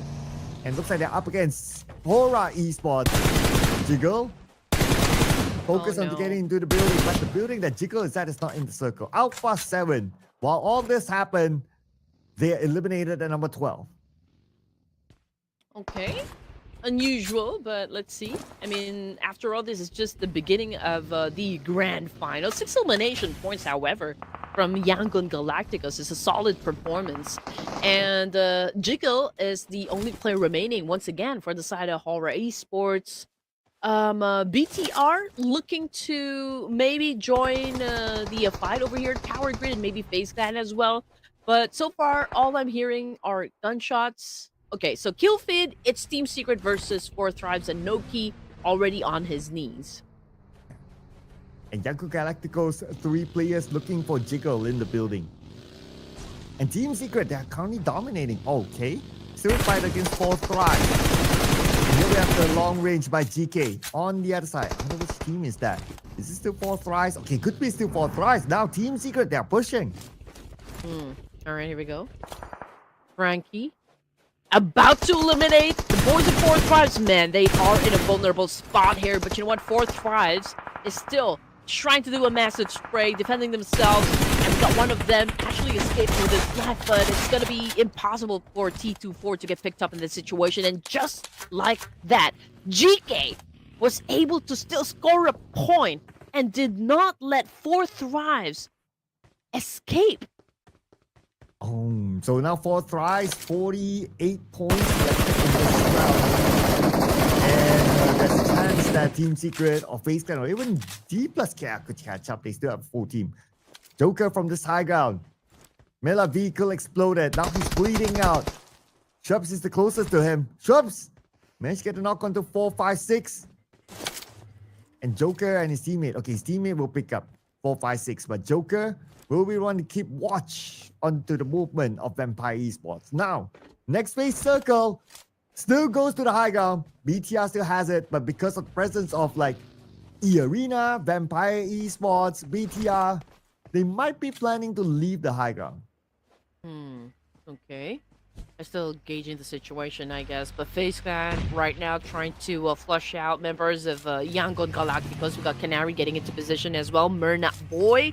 What are you going to do in this situation? If you all remember, Murnat Boy is also always included in the top performers. So perhaps we can see that same energy back again for day number 1 of the Grand Finals. But let's see how this fight is going to go down. Unfortunately, when it comes to firepower, it's not really that much. So going up against FaZe Clan could be a risky move. But then again, they don't really have that much of a choice. Younger Galacticos making their move as well. Passing by all these teams to the high ground. Of FaZe Clan on the north sees the movement of Yango Galacticos leaving the compound area just to bump into Team Secret, and Frankie will get Murnat Boy. The rest of Yango Galacticos still passing by. The members of Team Secret also still there, and we are Drum on the other side. Spot Razy, and now Razy down on his knees, and Razy will take the last round. This round he's playing, but too bad he might be eliminated by Drang. Yeah, definitely caught off guard over there by trying. And, you know, BTR, Optimus did try to save him, but yeah, I think it was already too late. It was a vulnerable spot as well. So it could be, it was really hard, you know, to take that big risk. But anyway, back to Vampire Esports, and Lazarus had also been taken out of the game as well. So it's just Miaula right now and Vinjaye. Okay, maybe that's been Torres, I'm not exactly sure. But Team Secret, I guess they're on a roll here since they already have a total of 9 elimination points, and Frackett seems to be doing great here because he scored most of it. And now Zerus, I believe he has his eyes on Vampire Esports, but hey, what is going on? E-Arena gets shut down as well. Man, this is complicated, right? If you have to play this sort of terrain, like where do you look? Where do you go? Oh, Mela just right below Turnike with this nade. Oh, he switches back to a shotgun. He might jump down to finish off Mela, but if it does, then Mela has the advantage because he has the S12K, which has a faster firing rate. So Turnike will not take that risk. He heard the S12K, so he knows that it's not going to be worth it. There you go, censored nade, but Mela avoids it just in time. Yeah, completely missed there. Tourniquet, okay, is definitely gonna do a reset over here. Team Secret is just on top of them, so it could be hard, you know, for him to move a little forward. But you know what? Team Secret already has a total of 10 elimination points, so like in terms of consistency and rhythm, again, they've already have it down, and we are just at stage 5 here. The fight, all the fights is happening, perhaps, you know, onto the northern side of Picado. But BTR, as well as Team Secret, they do hold great positions over here. And I can say the same with FaZe Clan. Ooh, yeah, FaZe Clan. Okay, but they're close with Blue Squad and also D plus Kia. As the circle shifts, D plus Kia, they have to hike up to the high ground. And now until we have FaZe Clan rushing in. It's going to be a quick cleanup here. The final player, Xbox, eliminated. Now FaZe Clan, they have this area for themselves. They have to be careful in case D plus Kia, they choose to push. 4 points now for the FaZe Clan over here. I can see Yangon Galacticos. Okay. He is hiding for now. I mean, Romeo Boy, he doesn't have his teammates with him, so we can't understand why he's not exposing himself just yet. He's over at Power Grid, or maybe really close to the edge of the circle. Coming off the kill feed, it's Break versus Miaula, and just like that, you know, Vampire Esports has been sent back to their coffins with only 2 points in the bag. And so far, I can say that Team Secret, they have the consistency, and again, you know, they have this chance of actually scoring the chicken dinner. That is, of course, if they can get through E-Arena first. But in terms of position, I feel like they're really doing great. Ooh. If Drang went down to that nade, then it might be a totally different story. But Bumblebee got Frankie. Oh, Team Secret. Oh, no. Looking bad for them. GK is not in the circle yet. It's so crowded on the left side of the circle. BTR still with this high ground. So hard if you want to hike up. So it's going to be difficult for GK to survive this one. I wonder if he can at least slide into the circle. Okay, he will, but he will find resistance in the form of E-Arena later. I just want to say that, BTR, Bumblebee, already has a total of 1,000 damage output, Sir Cloud. What? Mm-hmm. Are you kidding me? I thought Bumblebee is supposed to be the nice Autobot. Well, he's not nice here in this universe. But yeah, I mean, FaceScan, they still have the numbers here for elimination points, so they could be, like one of the biggest threat for Team Secret since, Team Secret already has a double-digit score here in terms of elimination points. And we're looking at D plus Kia. They only have 2 here, but their advantage would be also, like, being a complete squad. And we all know what D plus Kia can do in a lot of situations. I mean, like, nobody could even doubt like what they're capable of. Yeah, no way you can doubt D plus Kia, right? Whatever it is, even though if there's only one player left for D plus Kia, we saw what Chips did in the Erangel match. You cannot doubt D plus Kia. And D plus Kia this time, with at stage 6, they have like 4 players. So they're definitely a scary team. And somehow, from the south side of the circle, they managed to hike and they managed to get into somewhere in the middle of the circle. This is a great spot for D plus Kia. Oh yeah, and they're taking their time. They're not being aggressive just yet. I mean, the thing, with D plus case, we don't exactly know when they're gonna strike.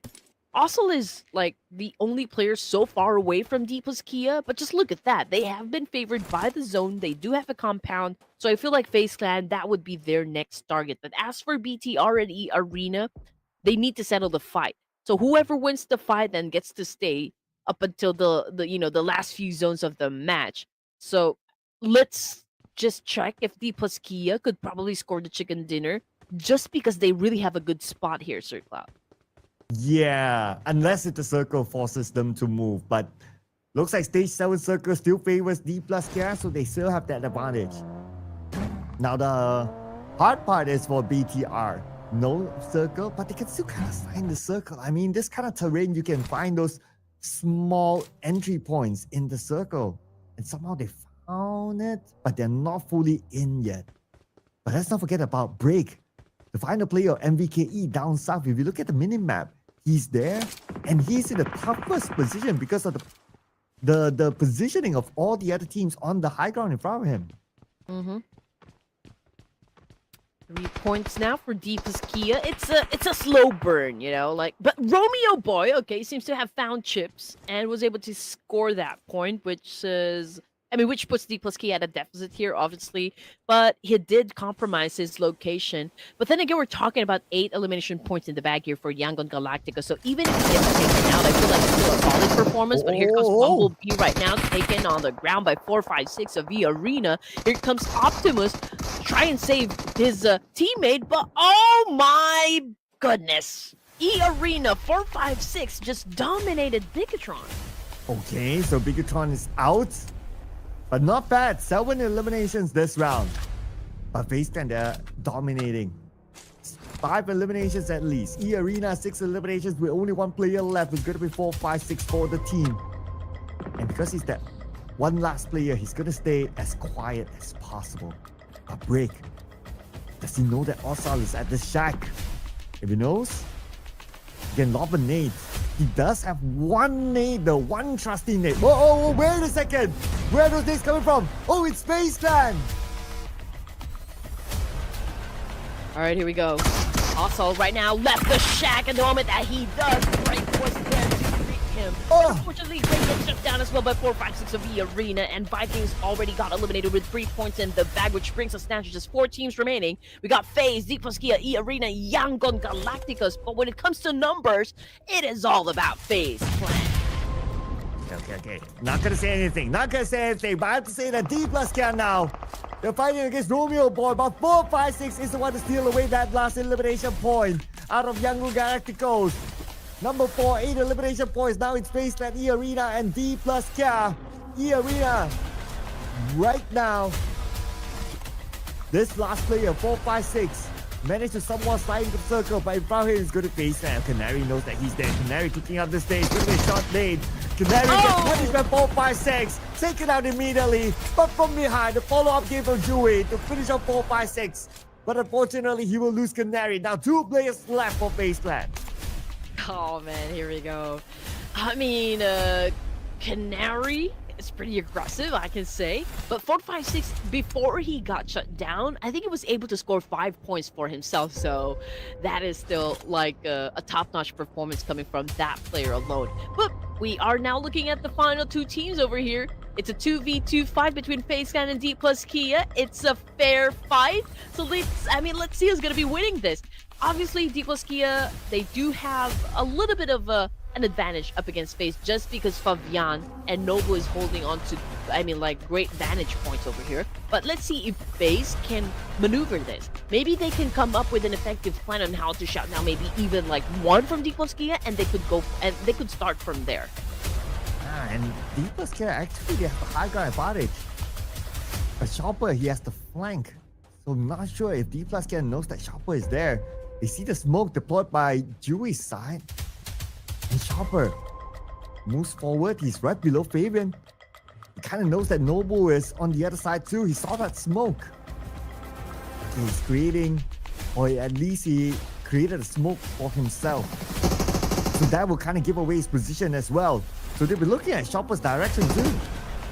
Okay, here we go. Nobu already knows where Chopper is. Oh, Chopper!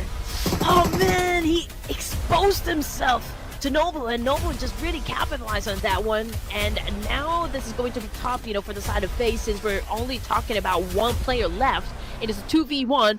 Dewey, not exactly sure how you're going to be surviving this one, but Noble's really making it hard for you, applying a lot of pressure by throwing all those nades. Dewey popped off the smoke, but is it going to help him?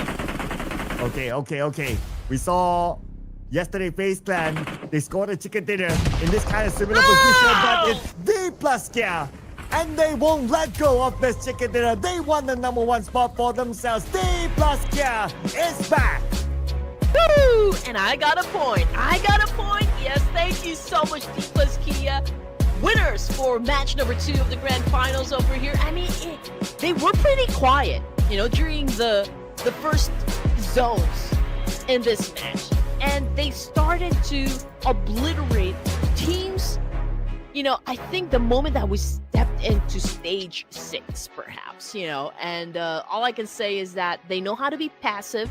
They know when to pick a fight, and they know when to really be aggressive, which is, of course, a great tactic, great strategy coming from D plus Kia. We don't even know when they're really going to play. Just looking at the elimination points, this is kind of low. We're talking about just 5. But if they're in the mood, if they're really determined to get all of those points, we can see them really be aggressive at the beginning of the zone. It was a tough terrain circle, right? But still able to score a chicken dinner. 5 eliminations might not be the highest, but still a chicken dinner. And they scored it for Red Queen. And they didn't score it for me. What is this? D plus Kia being biased to Red Queen. So a total of 6 points, I feel like, for D plus Kia. But it was a great game. FaZe Clan, they were at the verge of really getting that chicken dinner. I feel like what's unfortunate for FaZe Clan was that, they really didn't have that good position to begin with. And again, D plus Kia, they know how to work out onto having all of those advantages. They know how to play the game. They know how to play their cards right. And it was just really a great chain of events, for the side of D plus Kia. But we also have to give props to E-Arena, FaZe Clan, and Yangon Galacticos. They did put up a great show as well, especially for Yangon Galacticos. We've seen just one player really try to rack up points for themselves. 456, and this is one notable player as well. This guy has been playing Squid Game. Oh, okay. Yeah, even the color scheme is almost like that, as in the team logo. But he's being compared with Nobu, Mr. MVP himself of the playoffs. And his stats shine brighter than Nobu. 5 eliminations is compared to 4, 812 damage as compared to 757. But our MVP, Mr. Bumblebee. Who's this guy again? Okay, I need a recognition tool here. 6 eliminations, 1,237 damage. And you did point out somewhere in the middle of the game that he scored 1,000 plus damage by that time. And out of all the players from BTR, Bumblebee was able to like really get most of the points. So like I did see his name pop on like multiple times, so like I thought to myself, okay, this is a new guy for BTR, so maybe an academy player or perhaps a tryout, we don't exactly know, but he's already wearing the jersey, so perhaps he's already included in the team and we'll probably see him play for the official tournaments. Yeah, besides him, 456 also made it into the top performers, but just compare the damage output, it's way ahead of everyone else. And then we have to have Noble, Mr. MVP, with 4 eliminations as well. And then we have Frankie from Team Secret up here. D plus Cat, even though they only scored 5 eliminations, but in total, they still scored more points than any other team. Oh, yeah. Yeah, E-Arena also coming in at second with 14, so just like a 1-point difference between D plus Kia, so yeah, that's pretty great. FaZe Clan as well coming in at third with 12, but as for Point Donkey and Talon Esports, yeah, I mean, they still haven't really performed hard for us just yet. But then again, it's not how you start it, it's how you finish it, and perhaps, most of the teams that we have here so far in the lobby must be still warming up, and perhaps we can see them really perform. Well, let's see what's going to happen. And what's happened here based on these stats? So even though it's rough terrain sort of circle, but one airdrop still managed to be looted. Nobu, longest eliminations distance, we have to have him somewhere in our stats as well. We had him earlier and now we're going to have him in the overall match stats. 66 total eliminations, that means perhaps only one player went out to the zone. But overalls, okay, 4 tries is still at number 1, but D plus Kia is 1 point behind 4 tries. And then you have FaZe Clan with 5 points behind 4 tries. Because we're only at game number 2 in the grand final, so that's why points are still close. A team gets a good round, especially like if you're on page 1, there's a big chance that you can shoot up to number 1. D plus Kia must be feeling like uncomfortable sitting at second place, so that's why they're getting for the first. I mean, we did start, the matches with them being at the top, but 4 Thrive says like, okay, we are in the mood to dominate. And after that first game where they really racked up a lot of points and now they're sitting at the top, they cannot be complacent. I mean, if they really are determined to like finish the entirety of the tournament being at the top spot and being at the throne, so you want to see more action coming from Falak and the rest of the group. Well, but if you want to see more, you gotta wait because we're gonna head on to a break, people. So don't go anywhere. More action from all these amazing teams coming up next.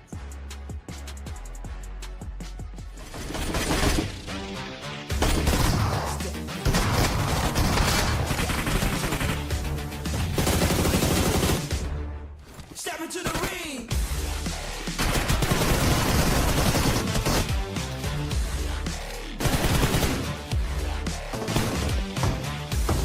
Let's go.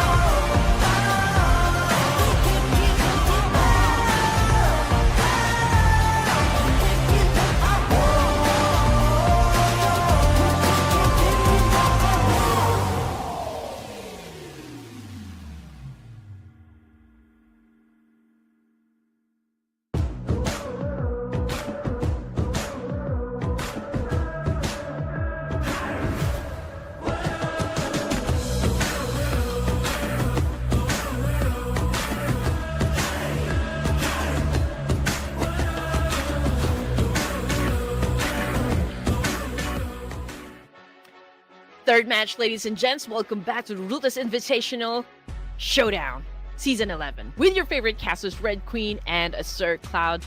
And two explosive matches we've gone so far. Oh man, coming into the third match, Sir Cloud, do you think the teams have already been warmed up? Well, D plus K and Fourth Rise have warmed up since they scored chicken dinner. But like FaZe Clan, they came kinda close just to be blocked off by D plus K. So if you guys think about it, FaZe Clan D plus K is consistent, right? But FaZe Clan has also been pretty consistent. Yeah, you're absolutely right. But then again, I'm looking if Vikings would step it up. Vampires, we haven't really seen them have an explosive play. I do wonder, though, if Tony K will be playing for the Grand Finals, because I haven't seen him play all throughout the playoffs. Yeah, he has not been featured all throughout the playoffs, so who knows? So far in the finals, we have not seen him yet. But we will see another prediction coming up. Now, Red Queen is leading it. Red Queen is leading it from last season's 0 streak. Now she's the one in charge. Ooh. So the one in charge, you want to put in yours first? Okay, all right. I'm looking at it, and I'm gonna go with Fourth Rise on this one. Okay, Fourth Rise.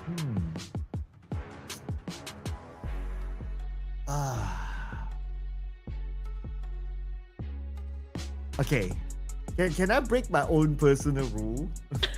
Sure, go ahead, Sir Cloud. Oh man, it's so hard to say no to D plus K at this point. Yeah. Let's try out one more time, okay? If they don't do it, that means they just don't love me enough. But can you just imagine? I feel like they were a bit passive. I feel like the energy that they gave from the previous round, I feel like it's just at 30 or maybe even 40%, but it's not even their best play just yet. Yeah, they just scored 6 eliminations, so it's eh. Oh, but Expert's going for NS Red Force, but NS Red Force didn't play. Or maybe our experts know something that we don't. Maybe, just maybe. Are they joining now for the third match? It's about time though, they should. They should, yeah. I mean, they missed 2 games already, but then again, NS Red Force, they have a bit of points just because of the head start, from the playoffs, so they're not totally at the bottom just yet, so they can still maybe have one best game and they could probably propel, in the overall leaderboards. Yeah, one good game, because the points overall, they are still close enough. One good game, could propel them up. And yeah, we'll see if they are truly coming back. But I believe they should, because if our experts are predicting it, obviously they kind of know what's happening, right? That we don't get to see. What do you call this dance? Oppa Gangnam Style. Okay. Oppa You have to Gangnam stand Style. up and do the whole thing. I can't. Oh. You know how we look like during the pandemic when we do our work. We are super dressed. On top of we're wearing house shorts. Don't expose ourselves. Yeah, it's like that. But anyway, I'm happy to see that we got again a lot of Koreans down there in the comment section cheering for the team and just really supporting and joining us, with all of the fun and excitement for this tournament. So please do just that, make a lot of noise in the comment section to support your favorite teams here, because again, this is a fun community event, a chance for us to just really bond, For us to bond with the Gangnam Style.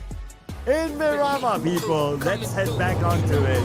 Yes, in case you just joined us, we are having a different map sequence in the grand finals. We're going to play 2 Miramas back to back. After this, then we will be back in Irango. But now, business is business. We are back inside of Mirama.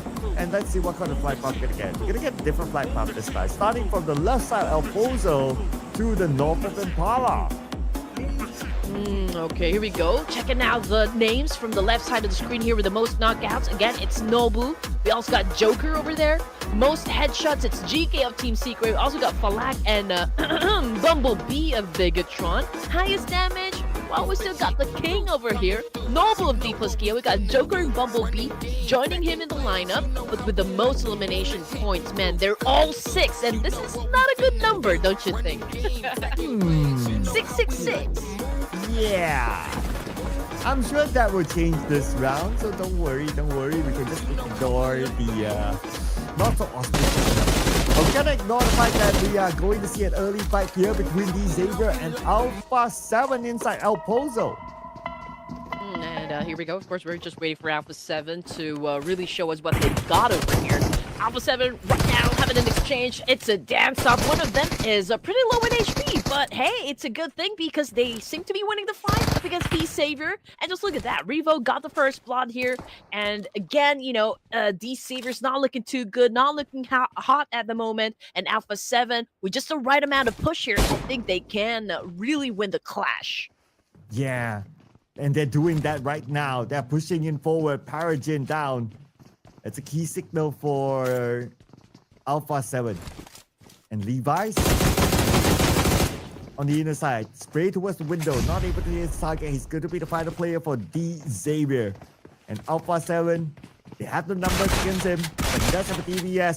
Very clutchable weapon. From the first floor. Not able to hit any of these shots. I can feel his frustration. He moved forward. He changed his position. But still to no avail. Maybe Levi's can pull off a Federalis, you know, during the Hong Kong Invitational, but unfortunately, though, Revo put a stop on that one, eliminating the rest of the team, and Alpha 7 now back to total 4 elimination points. And I was like just really hoping if Levi's can maybe do a clutch, you know, with a DBS. It remains to be a lethal weapon, so unfortunately, probably we'll be able to see something like that happen in the remaining matches because we're already halfway through. After this one, it's going to be 3 matches left. Yeah, so I guess that kind of clutch has to wait. Oh well, very early, D Xavier eliminated, and they're at number 14 now with only 16 points. It's very unlike the D Xavier that we're used to seeing, but it's the smash rule. So who knows? They could smash it by then. Yeah, because it's a unique format, right? That allows the opportunity for teams to make a comeback. But again, you know, we still don't really have any datas, you know, for the grand finals. Again, this is just the first day, so we're just really waiting if, like, how the teams are gonna be shaping this whole tournament, or at least for the grand final stage. So far, you know, when it comes to the high-performing teams, of course, we're gonna look at those teams currently at the top. There's D plus Kia, 4 Thrives, there's FaZe, there's even Team Secret and GLU. I mean, these guys have been racking it since the beginning of the matches here for day number 1. But looking at Bigatron, and again, they have a, you know, like a new player here, which is Bumblebee, and seems to be working out just fine, you know, probably complementing the rest of the group here. He's very aggressive, is on point, great game sense as well. And I do wonder if they can really take it home this time, you know. Bigatron winning the entirety of this tournament with not even the whole roster. If they can pull off something like that, then I guess, you know, the whole fandom will be really happy. But in the meantime, since we're just at stage 1, we're looking at Razy. He's hunting down No Fear of Horror Esports. Sleepy will definitely come for backup. But then again, it could be a little tricky for him to shut down Horror Esports just because of his position. I mean, obviously, Horror has that high ground advantage, so could be tough for him. Yeah, it's not only his position, but he's alone. And he was to try, he sees Sleepy climbing up that hill with a vehicle. But he kind of missed that opportunity. So now Sleepy's at the top of this hill. Razy I don't think he want to pursue. At most, he'll just be around here to just gather information. And in case Hora Esports moved away, then he can send that information back to his teammates. But I kind of doubt Hora will do that, especially with the fact that they have the circle now. Okay, here we go. Sleepy holding on to a great vantage point. He does see, players from BTR down below, and it makes it easier for him to target them.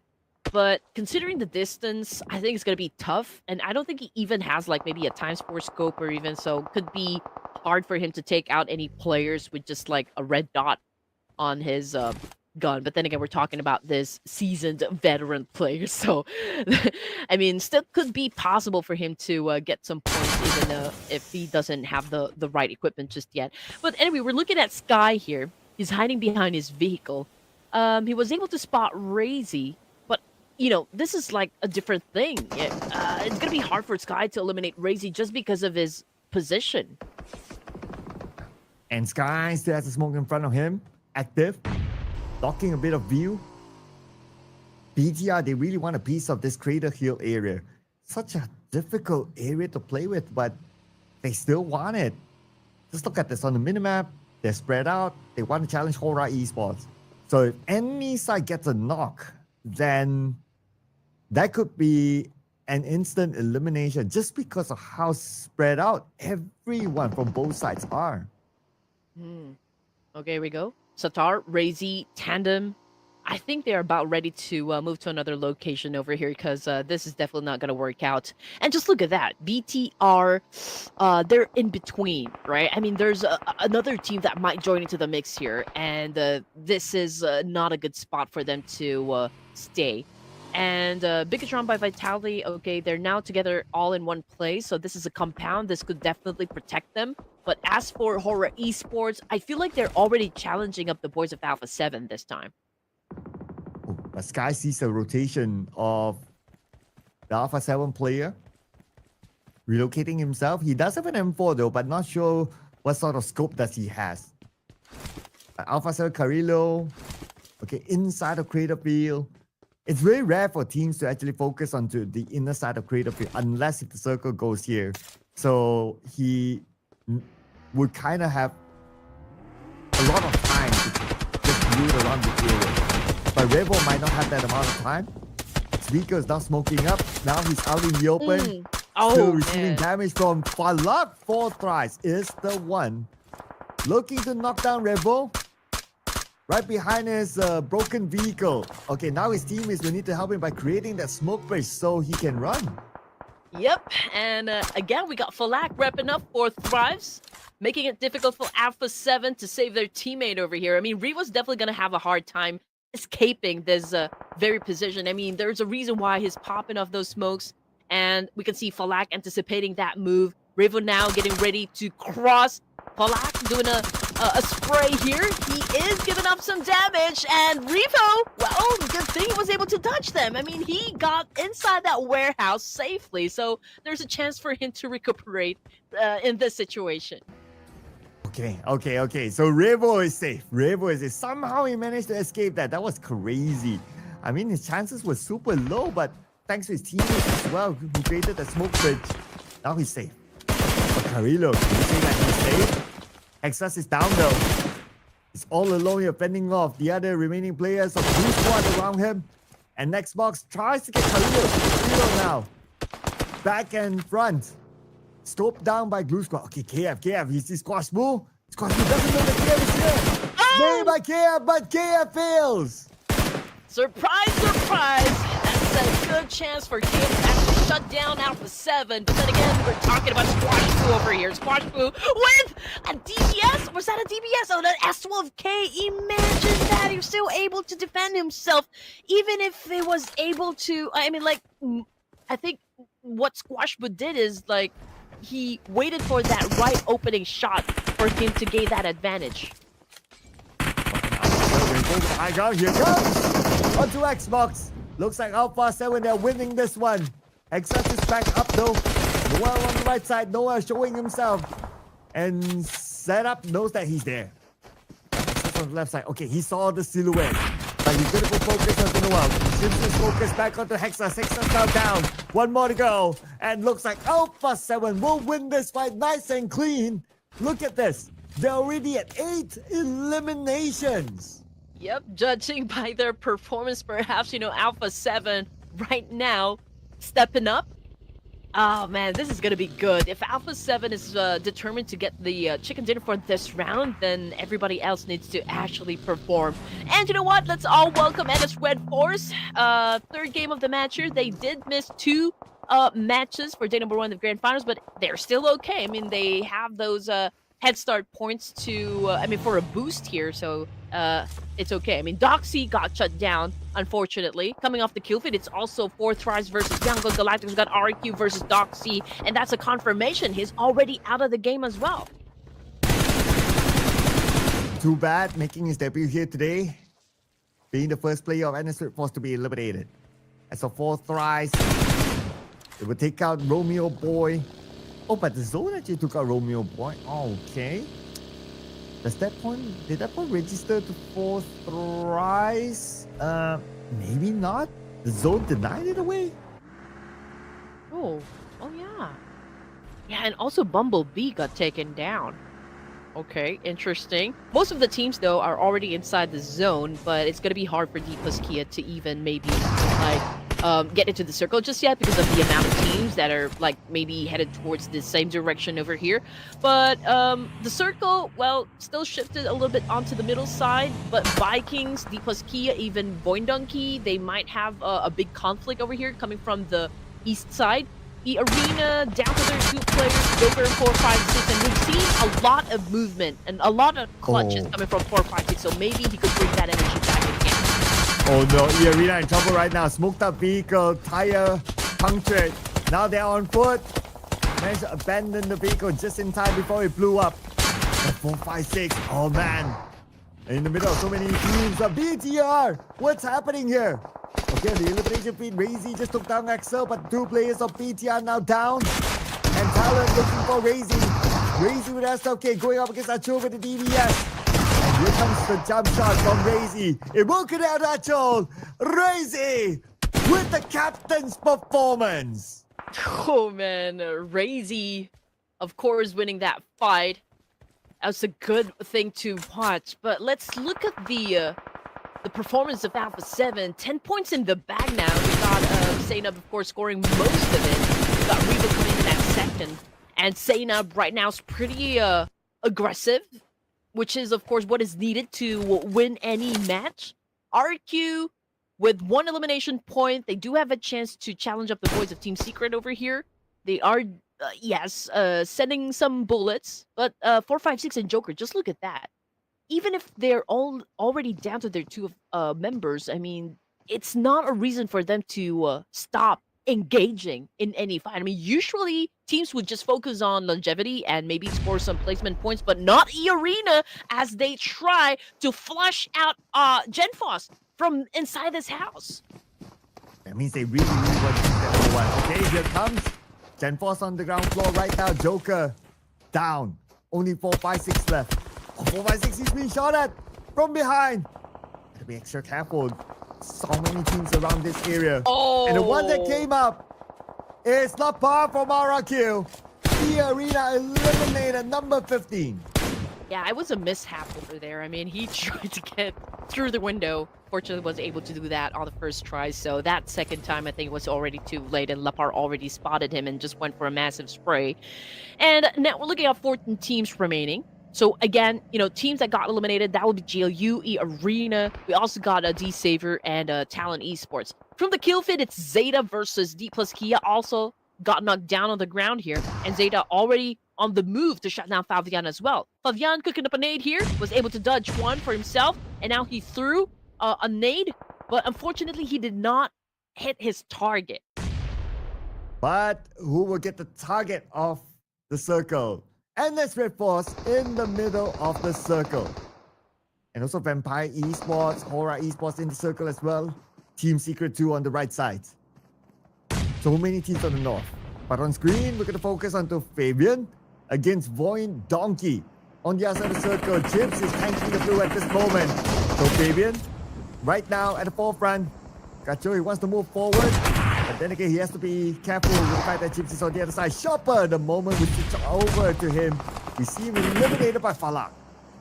Well, all I can say about Void Donkey is that they're still on chill mode, but Deepleski, I think, starting to warm up, a bit. The core right now is already getting into position, trying to find a big move to shut down Fabian. Zeta took a little bit of damage from that nade. Now we can hear a lot of gunshots here, and Gakor taking in some damage as well, but it was Superman of Vikings that was able to do and was able to collect that point. So Chips right now got shut down by King, so obviously Viking is doing the third party over here. Okay, clearly D plus cat, they don't love me enough. I'm sad. But anyway, life goes on. Boy Donkey now against Vikings. Oh, okay, Woonty shows up. Boy Donkey, just like that, eliminated by Superman. Wow, Superman already on the move once again. I've seen this kind of performance from him during the playoffs, so it's nice to see that it is the same level of energy back for the grand finals. So again, Vikings, hopefully you can be consistent in terms of getting those points that you need to better your position in the overall ranking. And now we're looking at 12 teams remaining. We are at stage 4. 4 Thrives back on the screen with 5 points in the bag. They're pretty close with the boys of Sim 9, so we're just waiting, up until these teams decide that, okay, it is now time for us to have this trade-off. Sim 9, Mika and Mamparang playing together now. Mika breached through into the circle, found an empty compound. Mamparang will follow through. And they will be away from all the other teams around them for now, that is. RRQ not too far, but I guess they will be busy. Just like Vampire Esports.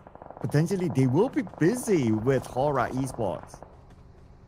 Lazarus, again, we've already said this a moment ago, that, we haven't seen really an explosive gameplay from Vampire Esports, but we're back to 4 Thrives. T24 is currently down on his knees, courtesy of RQ. So let's see if 4 Thrives can still come up with a great maneuver here to try to, flip the script up against the opposition. We can see that, they're big cooking up nade here, trying to shut down 1T, but, Vikings obviously has a high ground advantage, but 1T came close to the fire over it, and he almost got shut down. Oh, lots of damage on the Woonty. Now he has to back out. Get away from the blue. Teens high ground. Teens advantage. Teens gets a knock. Teens secures the elimination point. Ooh, man, double-digit score now for Vikings. 1T and the rest of the gang seems to have had a great lunch or something, and now I want what they ate for tonight. But anyway, 1T, unfortunately, just as we were praising him, he got shut down. So let's see if he can still come back, from that situation. But yeah, I think they're getting a lot of punches as we speak here. FaZe Clan, however, Shopper already out. We've got 779, 771 with 2 points in his pocket. FaZe Clan continues on with aggressive gameplay over here. They're trying to go for that zone control, but we got Canary from the minimap. I think he has his eyes set on Noki of 4 Thrives. And Noki is by the edge. The blue just right behind him. So he has to play the patience game. Wait for the other teams to be distracted with each other before starting the move.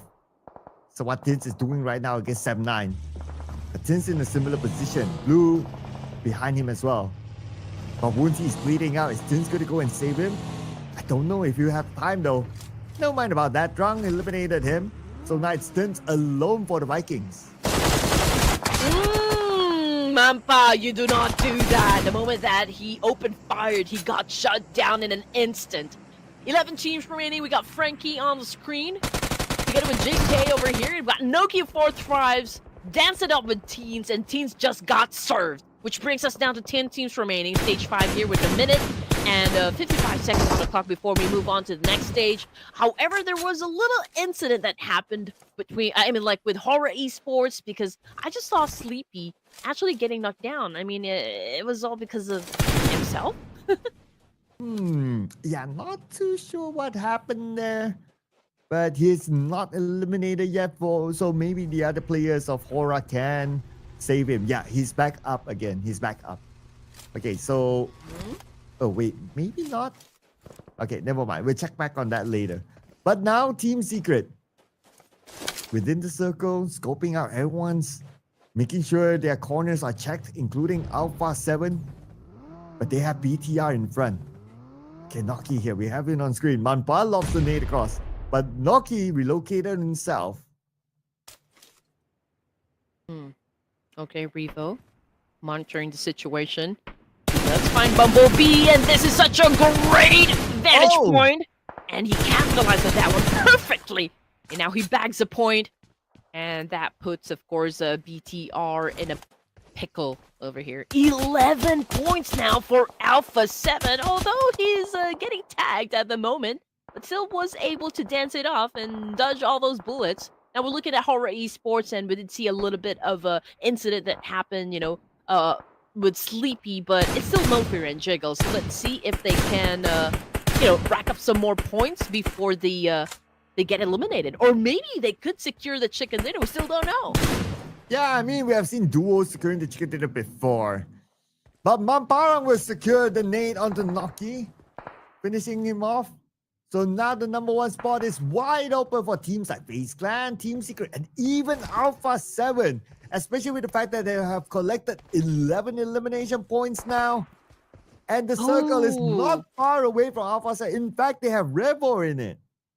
Great position, though, for the side of NS Red Force. I mean, Horror, they do have the advantage up against Razy here. It's going to be 2v1, so if they decide to come after Razy, they could potentially shut him down and just take over that compound where they are actually staying. It's part of the zone, so they're going to be safe up until we move to another stage. But Alpha 7, I think this is a strong performance, considering the fact that they've already managed to get 11 points. And if they continue on playing at this kind of pace, then there is no doubt that they could secure a chicken dinner for this round. However, we're looking at NS Red Force, and again, by far, I can say that this is such a great position for them. But hey, I mean, teams would want to take them out, obviously, for that vantage point, and they just really have to prepare themselves, for the number of teams that will be headed towards that direction. And we just saw a while ago that XZY took a lot of damage coming from a spray, and we can see TZ throwing a nade up against Azirus over here. Oh man, so let's see how this fight is gonna go. Azirus also have to manage Vampire Esports coming into the circle. Vampire Esports, they do have the elevation. And that's Red Force from the inner side monitoring the situation. And XY looking for an angle. Oh, but speaking of an angle, Zero's found an angle against Torres. Will he be the one to secure the elimination point? Is Frankie? It doesn't matter. It still falls to the hands of Team Secret. Okay, great shot coming from Zerus. Okay, it's a little bit tricky, but he's still making it happen. Vampire Esports, yeah, this is also quite a good position. Could potentially shut down NS Red Force, but let's see. Again, No Fear is also right down below, but he did manage to loot that airdrop, so I guess he now has a level 3 gears, which is always an advantage. Vampire Esports, however, just really taking their time. They know they're close with NS Red Force. It's just right down there, below. But they're not really turning on their aggression just yet. Okay. Vampire Esports, not much information, so it's kind of hard for them to turn on the aggression. Playing by the scale around this area is going to be so hard. It's hard to even look at where your opponents are at. It's hard to gather the information. It's hard to scope them down. And Team Secret somehow managed to slide into the circle, so they will be okay for now. But we will find out stage 7 in about 35 more seconds. That's where the circle might shift away. But somehow Vampire Esports, they found Beanie from NS Red Force. Beanie is quite far away from his other 2 teammates. Yeah, I think it's going to be impossible for NS Red Force to pick him up and, okay, I spoke too soon. Lazarus, as well as the rest of Vampire Esports now has their eyes set on NS Red Force, and it's going to be tough for NS to defend themselves just because of their position as well. But Vampire's really holding on, the line and just really setting up a good defense and offense as well, which is perfect because, while Miramar, I can say that, they're strong map. And perhaps, we can see Vampire Esports really retaliate at this point in the competition. I mean, we haven't really seen them really go aggressive. But in the meantime, we're looking at Alpha 7 as well, coming from the west side. They don't have any teams that are close to them, so they're pretty safe. But it's a different story coming from the East. And Alpha 7 with an easy entry, now they're in the middle. But like what you said, the East, that will be the focal point. Aura Esports still in the game, but they don't have the circle. They're down south. We still have Jiggle and No Fear. From afar, No Fear. Okay, they scope out. He scopes out. He sees Alpha 7, but he's not going to pull the trigger yet. Okay, Vampire Esports in front, but time is not on their side. 3, 2, 1. And now the zone will start to close. No Fear. Behind him is the blue. He has to pop the smoke, but that means that his position will be compromised. Oh, that is for sure. But then again, Vampire Esports is kind of managing a lot of teams here. I mean, Team Secret, they already decided to join the mix as well, so it's going to be tough. I mean, No Fear tried to dance it off. I'm just wondering, where are the rest of Horror Esports? Okay, so 2 of them make that, 3 of them already out, so we're down to their last surviving member. GK down, but Sirius is there together with him. BTR out. Number 7, 3 elimination points. Vampire Esports just got a player of NS Red Force, and now TC has to fend for himself. He found Frankie trying to climb up, and he will not be surprised. But Mela surprised TC. NS Red Force, number 6, 3 eliminations, and now it's stage 7. We are in our top 5. Yep. Oh man. So rhythm versus position over here when it comes to Alpha 7. Oh man, they're on a killing streak, obviously, just like Apex Predators on a frenzy. But Vampire Esports, they're holding on to such a prime location over here. And we can see that Nuzi Miola already has set their eyes onto Alpha 7, while Lazarus trying to get rid of Team Secret. So this is gonna be tough, for Vampires. Let's see if they can execute well. And it's even tougher with the fact that Alpha 7, they're on a roll. Last we checked, they were at 11 eliminations. They're pretty high on confidence for sure. And they have the circle. So they're trying to push all these teams on the east side of the circle to the corners. So when the circle, or when we go to stage number 9, when we don't have any circle, Alpha 7, they will have control of the zone. And the blue will put pressure onto all the other teams first, forcing them to move towards Alpha 7. This is not going to be easy for Vampire Esports. We're talking about Alpha 7. There you go, Lazarus has been shut down by Carillo. And this is going to be such a sweet victory if Alpha 7 can actually eliminate the remaining players of Vampire Esports. They do now have the advantage. They have the numbers, and, still Miola with the DBS. If anyone comes close, then Miola can probably still do an effective CQC over here. But that was such an on-point nade. Once again, coming from Squash Booth this time. Wow, beautifully tossed by Squash Booth. Get a knock. Now Vampire, okay, here's the dribble. Again, high guy advantage. Mela easily goes down, and the final player of Vampire was taken out by Alpha 7. Alpha 7! 19 eliminations, and they can make it 20 once they finish off the final player of Sem9, which is Mika. Well, okay, here we go. 4v1 situation, oh my goodness. Oh man, we already know, of course, the outcome of this matchup. But then again, maybe, just maybe, Yumiko can pull off a miracle over here and eliminate like a full squad. Maybe he can pull off a Federalis move. So Yumiko holding on to his M416. I'm not sure if Alpha 7 knows exactly where he is, but looking at Revo and Squash Poo, I feel like, yeah, they know where Yumiko is. So we are now about to witness a fight happen. It's 2v1 first. Yumiko opens fire. Squash Dude now goes for the CQC and was able to get the job done. And we got Alpha 7 sealing the deal, getting the chicken dinner for match number 3. And they sealed the deal with a freaking 20 eliminations. This is the record this season so far. And with the chicken dinner, that's 30 points for Alpha 7. The Samba Boys, insane round that they had. I'm trying to remember if, like, what the highest point that we've gotten during the playoffs. I believe we were able to get 31 or 32. No way. Yeah, from D plus Kia. No way. 31-32. Okay. Then we'll rework that statement. The highest in the grand finals, for sure. It's Alpha 7.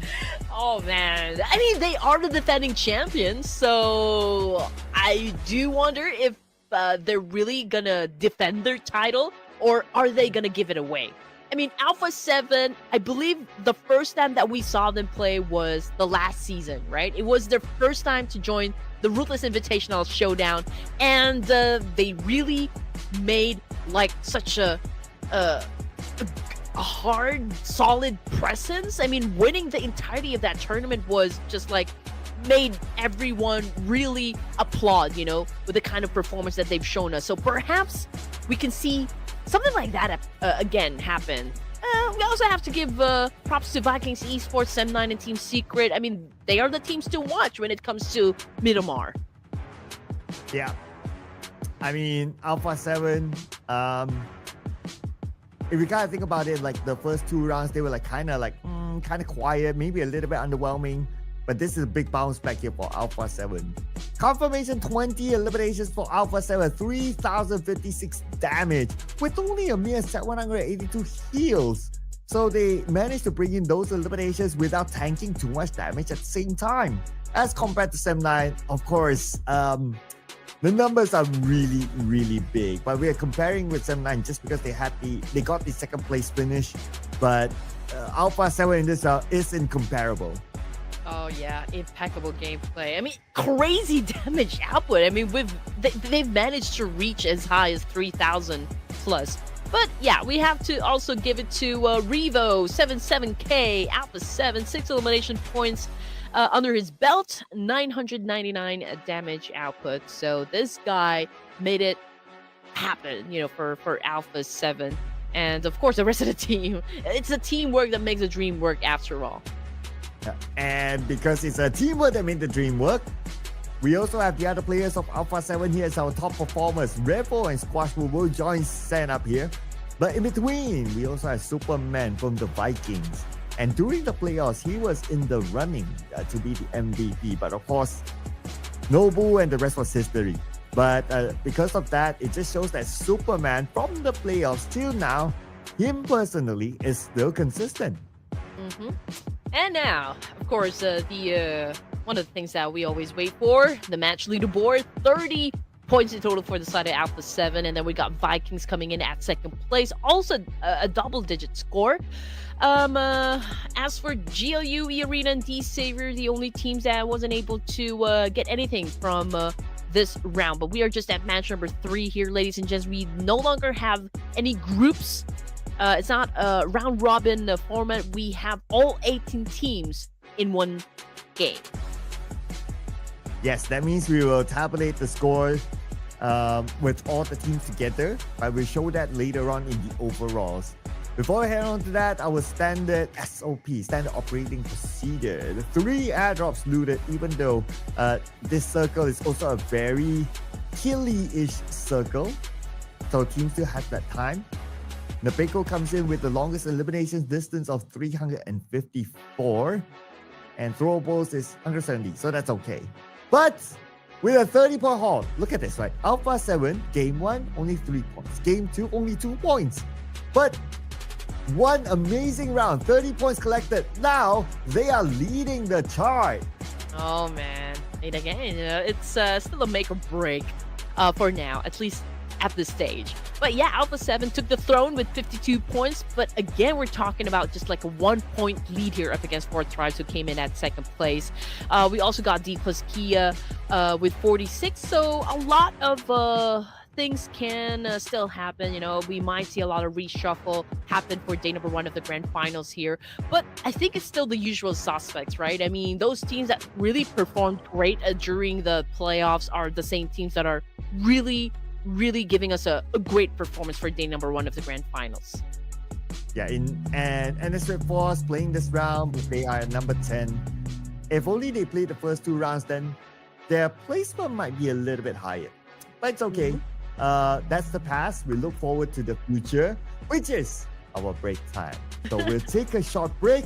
So don't go anywhere. We'll see you guys after the short one.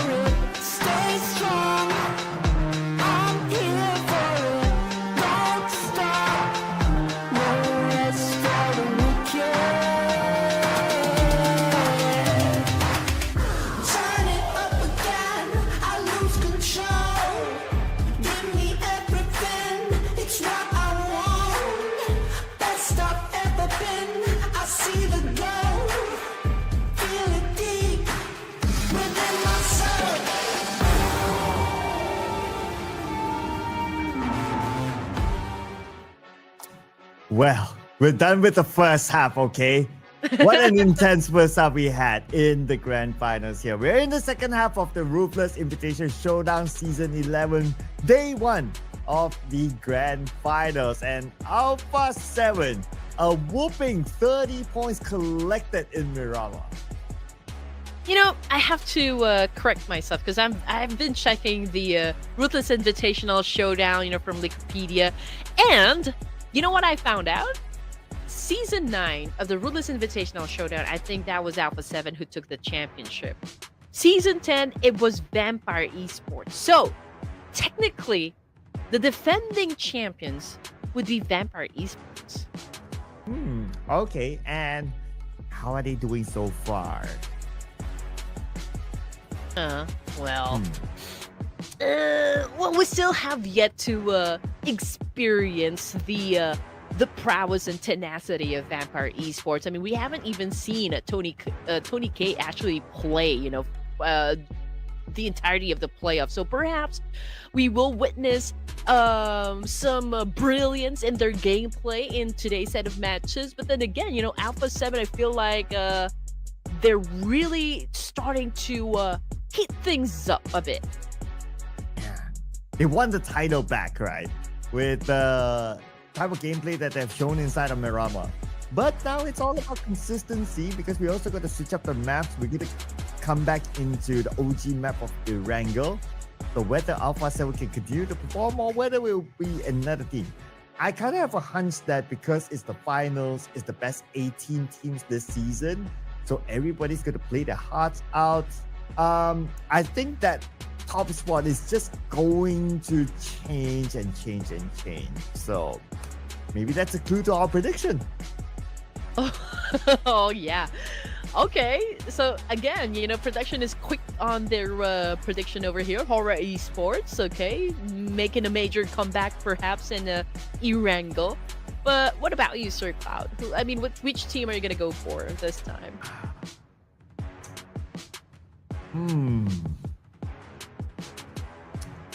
So hard.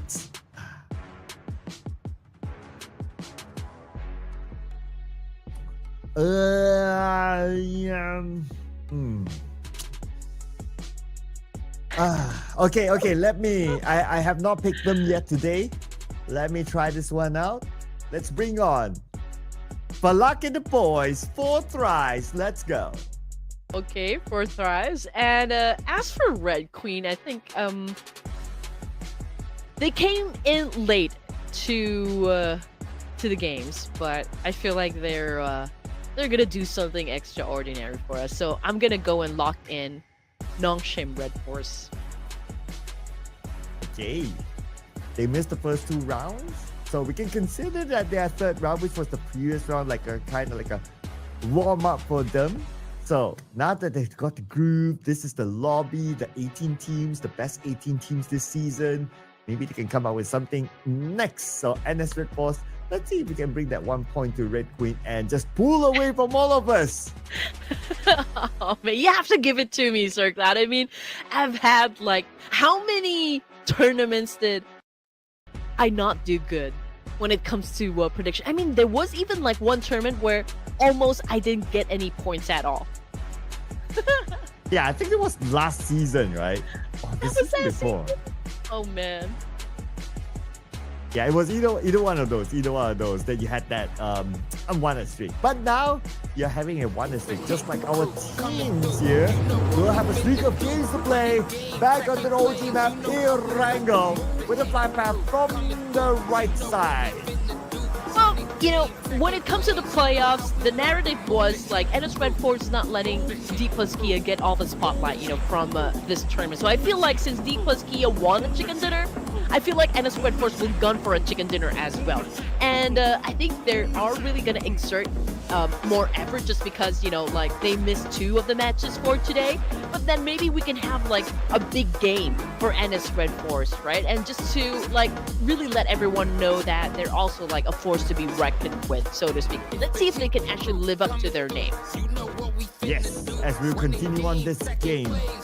So we saw early fights in the first Erangel in Yasnaya, so that's one. But this one, the flight path is kind of far away from Yasnaya, so I don't know if that early fight is still going to happen, or will a draw spot change because of a very different flight path. I know some of these teams will change their drop spot based on the flight path.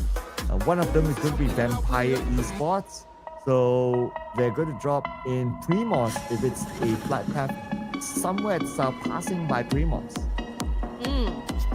And also when it comes to the military base, oh man, we do have two teams over here. So that would be Team Secret and Void Donkey. So perhaps they can see each other and actually go in for a fight. But you know what? It's going to be Talon Esports first!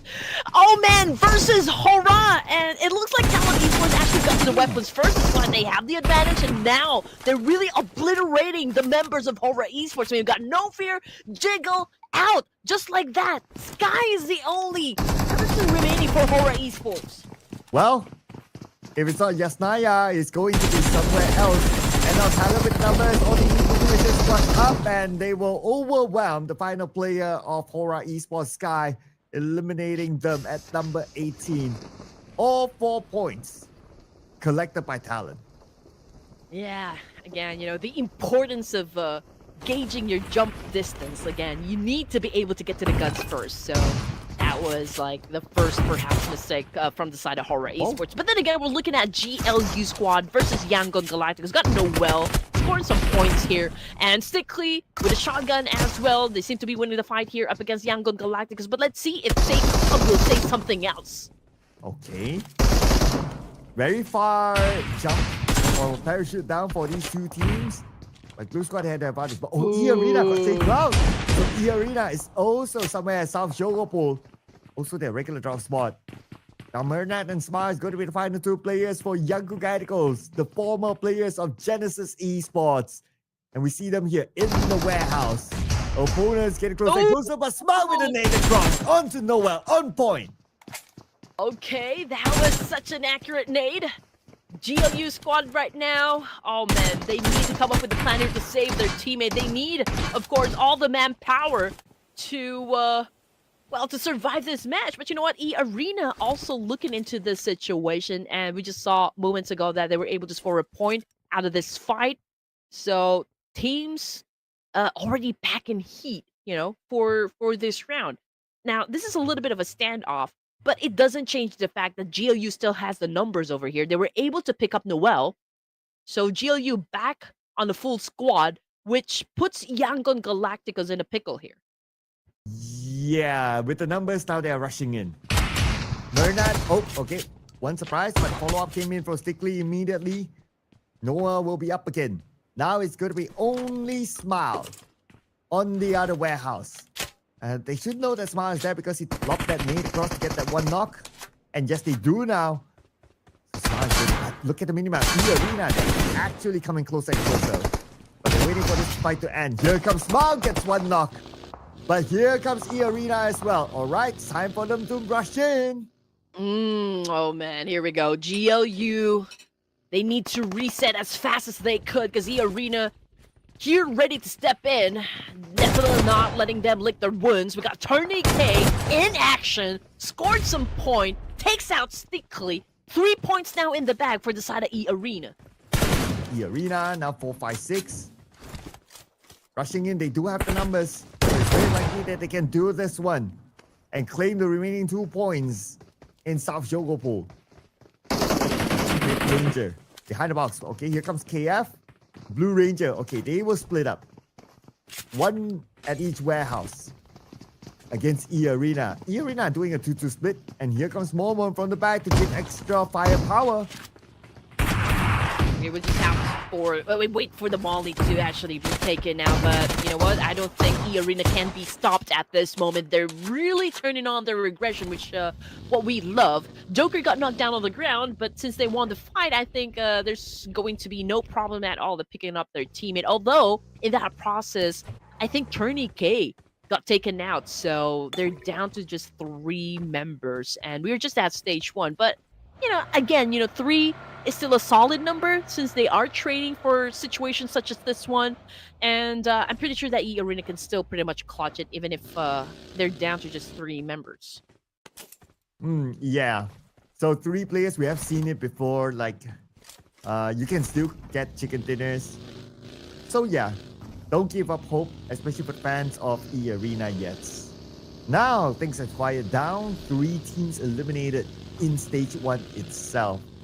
So that's Glue Squad, Yaku Gaticos, and Hora Esports. But with the remaining teams here, we have 15 teams.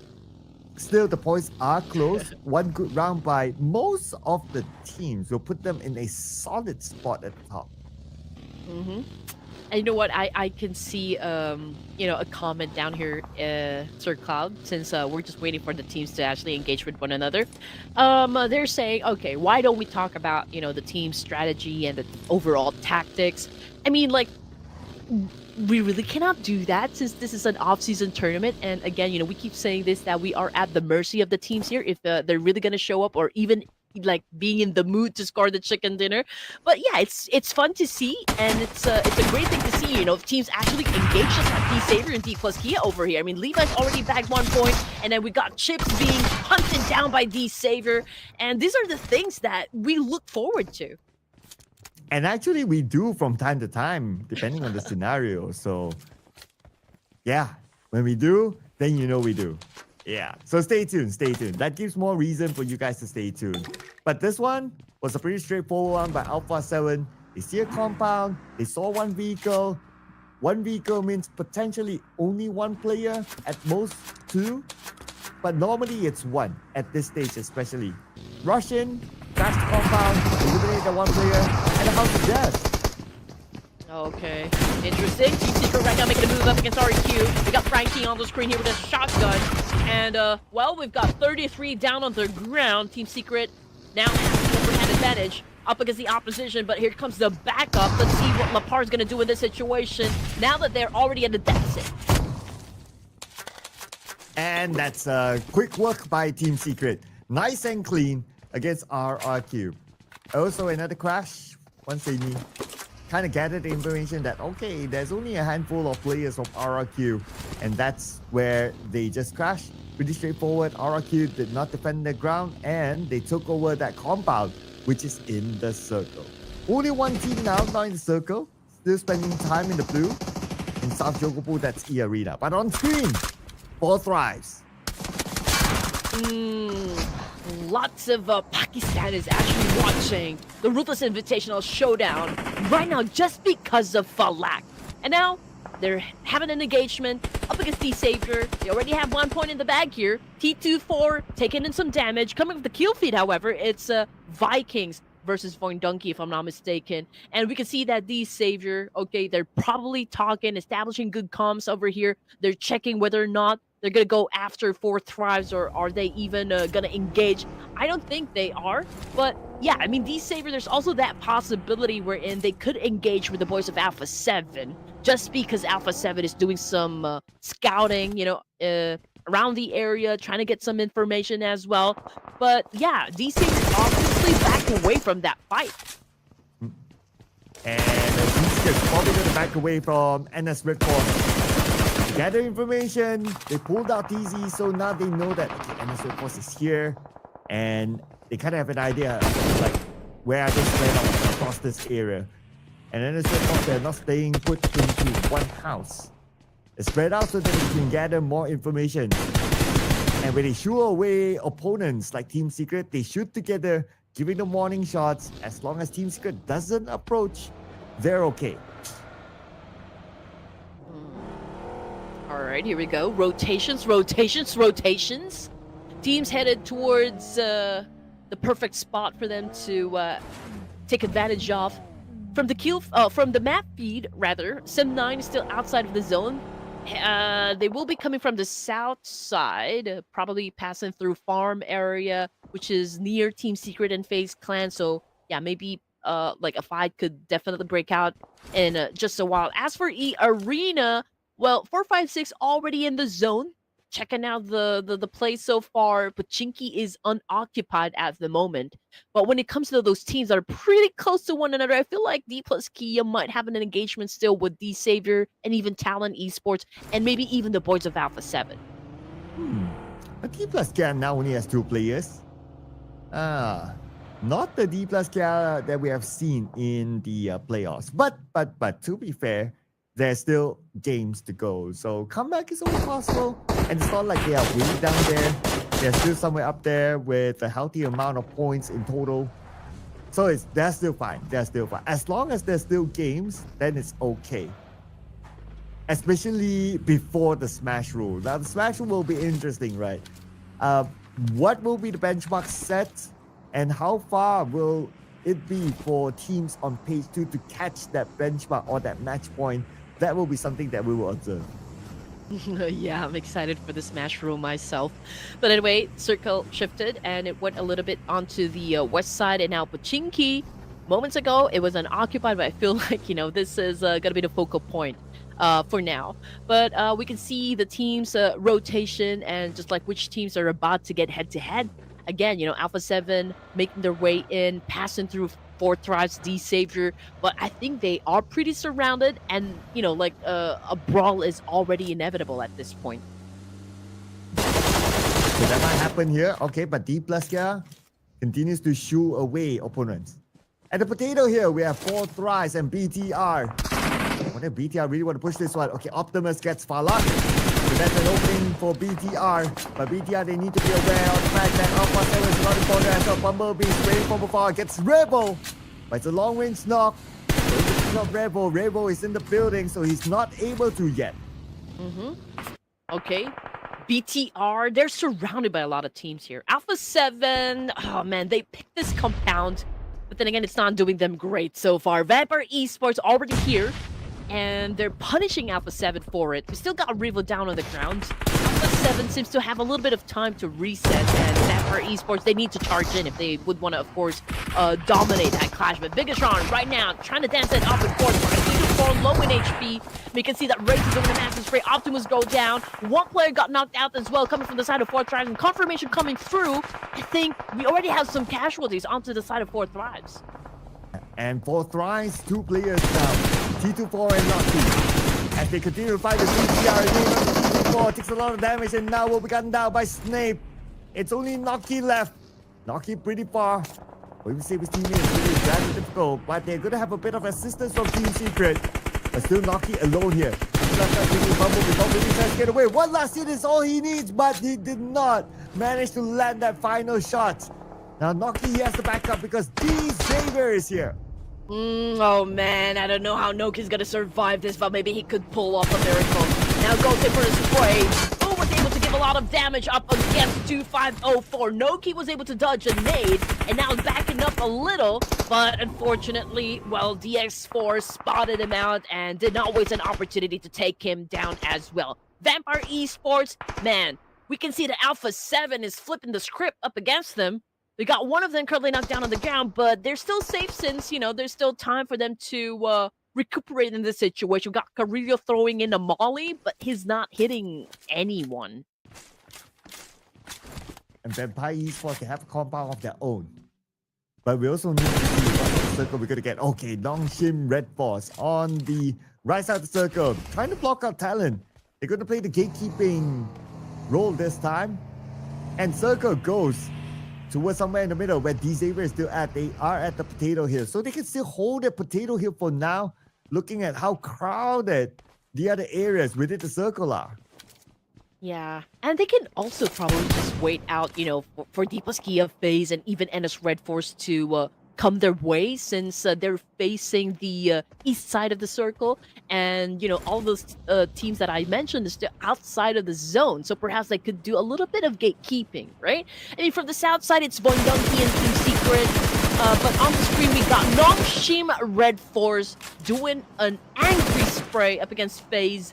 I'm checking to see if they were able to shut down anyone, but coming off the Cupid, it's Fabian that has been sent back to the lobby. But Yoru might be sent out to the lobby. Yes, taken out by Trang. That's the end of Talon. Still rooted at last place as of now. But at least they have double digit in terms of the overall scores. For NS Red Force, now no circle. Gonna chase FaZe Clan? Not sure yet. But Alpha 7, okay, they're going to share the same area with Vampire Esports. But we're going to check back on what's happening on the southern side. We have Void Donkey here. Teamseeker is going to try and stop them. Yeah, I feel like it's going to be a three-way battle soon enough, between Alpha 7, Vampires, and Vikings. But we're going to check out Team Secret. They're still outside of the zone. And Void Donkey's applying a lot of pressure onto their side just because, well, they're trying to get inside. But then again, could be a little tricky for them to survive the clash.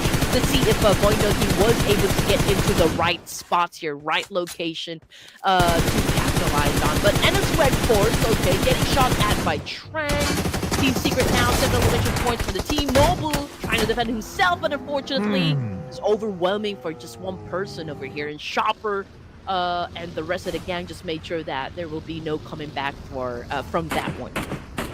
But based on eliminating D plus Cat, that will give them the opportunity to overtake them in the overalls later. And that's Red Force. Time for them to bring in the points, recover back their lost points for the first 2 rounds that they were absent.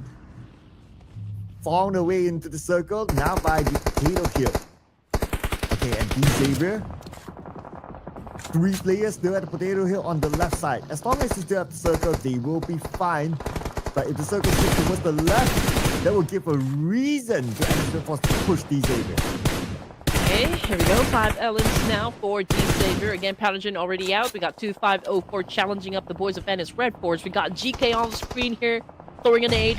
Trying to play pressure onto the side of Void Donkey, but this is such a mayhem over here down south. Frankie joins into the fight here with a shotgun, eliminating the rest of the boys of Void Donkey, and Team Secret right now holds 9 elimination points for themselves, but here comes another team that will challenge them, and that would be the boys of Vikings. But we shift over to NS Red Force now against FaZe Clan. Fight for the potato hill. D Xavier, they left the potato hill. And FaZe Clan, they not only want this spot, but they also want to take out the points out of NS Red Force. While this is all happening, Void Donkey eliminated number 10, 2 elimination points. Now we see the nade rains from FaZe Clan. But they're also going to check out the next place of the circle. Looks like the potato hill still has part of the circle. And, well, D Xavier's obviously spread out, from inside the circle, probably going for that zone control, or maybe just doing some information gameplay just to check where the teams will be coming from, like the enemies will be coming from. D Xavier, we got DX4 doing of course a spray up against the Vikings over here. But I don't want to say it's too ambitious just because of the distance, but yeah, he can inflict damage, but it's not enough just yet to take anyone out. The Vikings. So, D Xavier spot them. He actually came for XC1 from the side. Man, so these teams are looking at the Vikings. The Levi's finds the target. Okay, Break sees Levi. And Levi's popping up that smoke. He doesn't really need to, but he's using it as a distraction against the Vikings.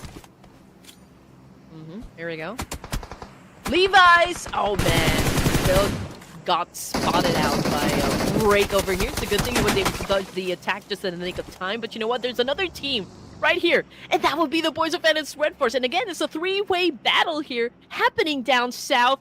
And as for the other fights that could happen, that would be Vampires and Alpha 7. But so far, no movement at all. DX4 colonnade sent out by XZY, and Levi trying to defend himself up against the Vikings. So again, this is such a great thing to see. Levi charging with the DBS against the SOK of Tins. He will lose that 1v1, but from behind, it is still D Xavier now with a rampage. 10 eliminations in the pocket, and DX4 will be back up again. 7 teams remaining for stage 5. Alpha 7 still a complete squad here. Same thing goes for FaZe and its Red Force. Yeah, that's about it. So we only have 2 teams here with a complete squad, so that's always an advantage. And as for the other teams, like maybe Arena, yes, 3 members more. BTR down to 1. Vampires with 3 members as well. So let's see how everything's gonna break down. Again, we are at stage 5 here. NS Red Force and D Xavier's having some sort of a car chase. I do hear a lot of gunshots, but coming off the Cupid, it's Bumblebee that got taken out, and BTR is no more with only 3 points in the pocket. Guess what? For Alpha 7, most of their close competitors have been eliminated. The next closest team that's still active is FaZe Clan. Okay, FaZe Clan, they're not too far away in terms of points, but Alpha 7, as long as they're still in the game, they will continue to collect placement points. So if FaZe Clan doesn't eliminate Alpha 7, then, well, they will still remain to be on the throne. But we'll see what happens if they do meet. Right now on screen, E Arena might not get the next phase of the circle. Likely for it to shift over to somewhere else. To where? Now we're gonna get it. Oh. Okay, it's still the Potato Hill.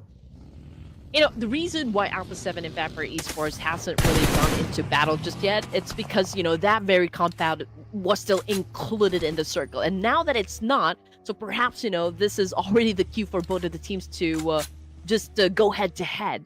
And we're looking at FaZe Clan over here. They're over to the northeast side. Potentially can go up against NS Red Force. Yeah, TZ already, you know, tried to open fire, but unfortunately Canary's on top of him, so it was easier for FaZe Clan to actually take that point. And now TZ is had already been taken out, which again, we're looking at 6 teams remaining. Although, you know, for NS Red Force, we still have 3 more members. So let's see what's going to happen as Alpha 7 right now starts the fight up against Vampire. And no circle for Alpha 7, so they have to leave this compound. But before that, I have to say Rivel. Rivel got by Arena from the outside. Oh, but that gave the space to Vampire Esports to move inside first. And now they can be in position to stop Alpha 7. But before that, they have to deal with NS Red Force Doc on the outside. Vampire Esports going in towards him. Mela will be down. The Torres dancing around. Torres will go down too. Oh no, the moment they crash it, the moment they move towards Nongshim Red Force. NS Red Force immediately down with Vampire.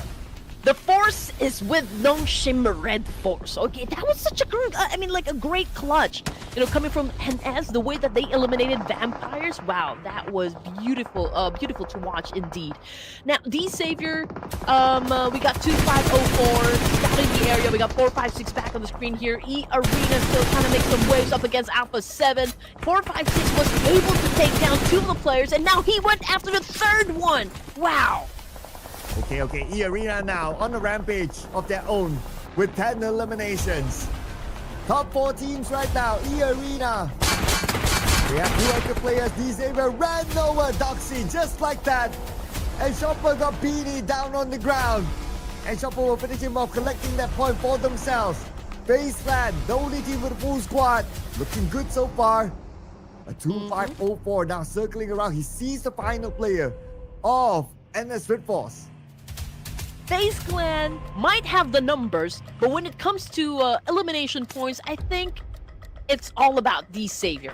They don't even need to get the chicken dinner. I mean, a double-digit score is definitely top-notch here. 4 teams remaining. FaZe having like a whopping score of 49% of scoring that chicken dinner, but they're not getting into any engagements just yet. I mean, they're letting everyone battle it out first, and I feel like they're gonna join into the mix here when we get to probably stage 7 or stage 8. But in the meantime, we can see that 779, 771, checking out those players that are passing through. Those are the boys coming from E Arena. He open fired, but he wasn't able to get anyone.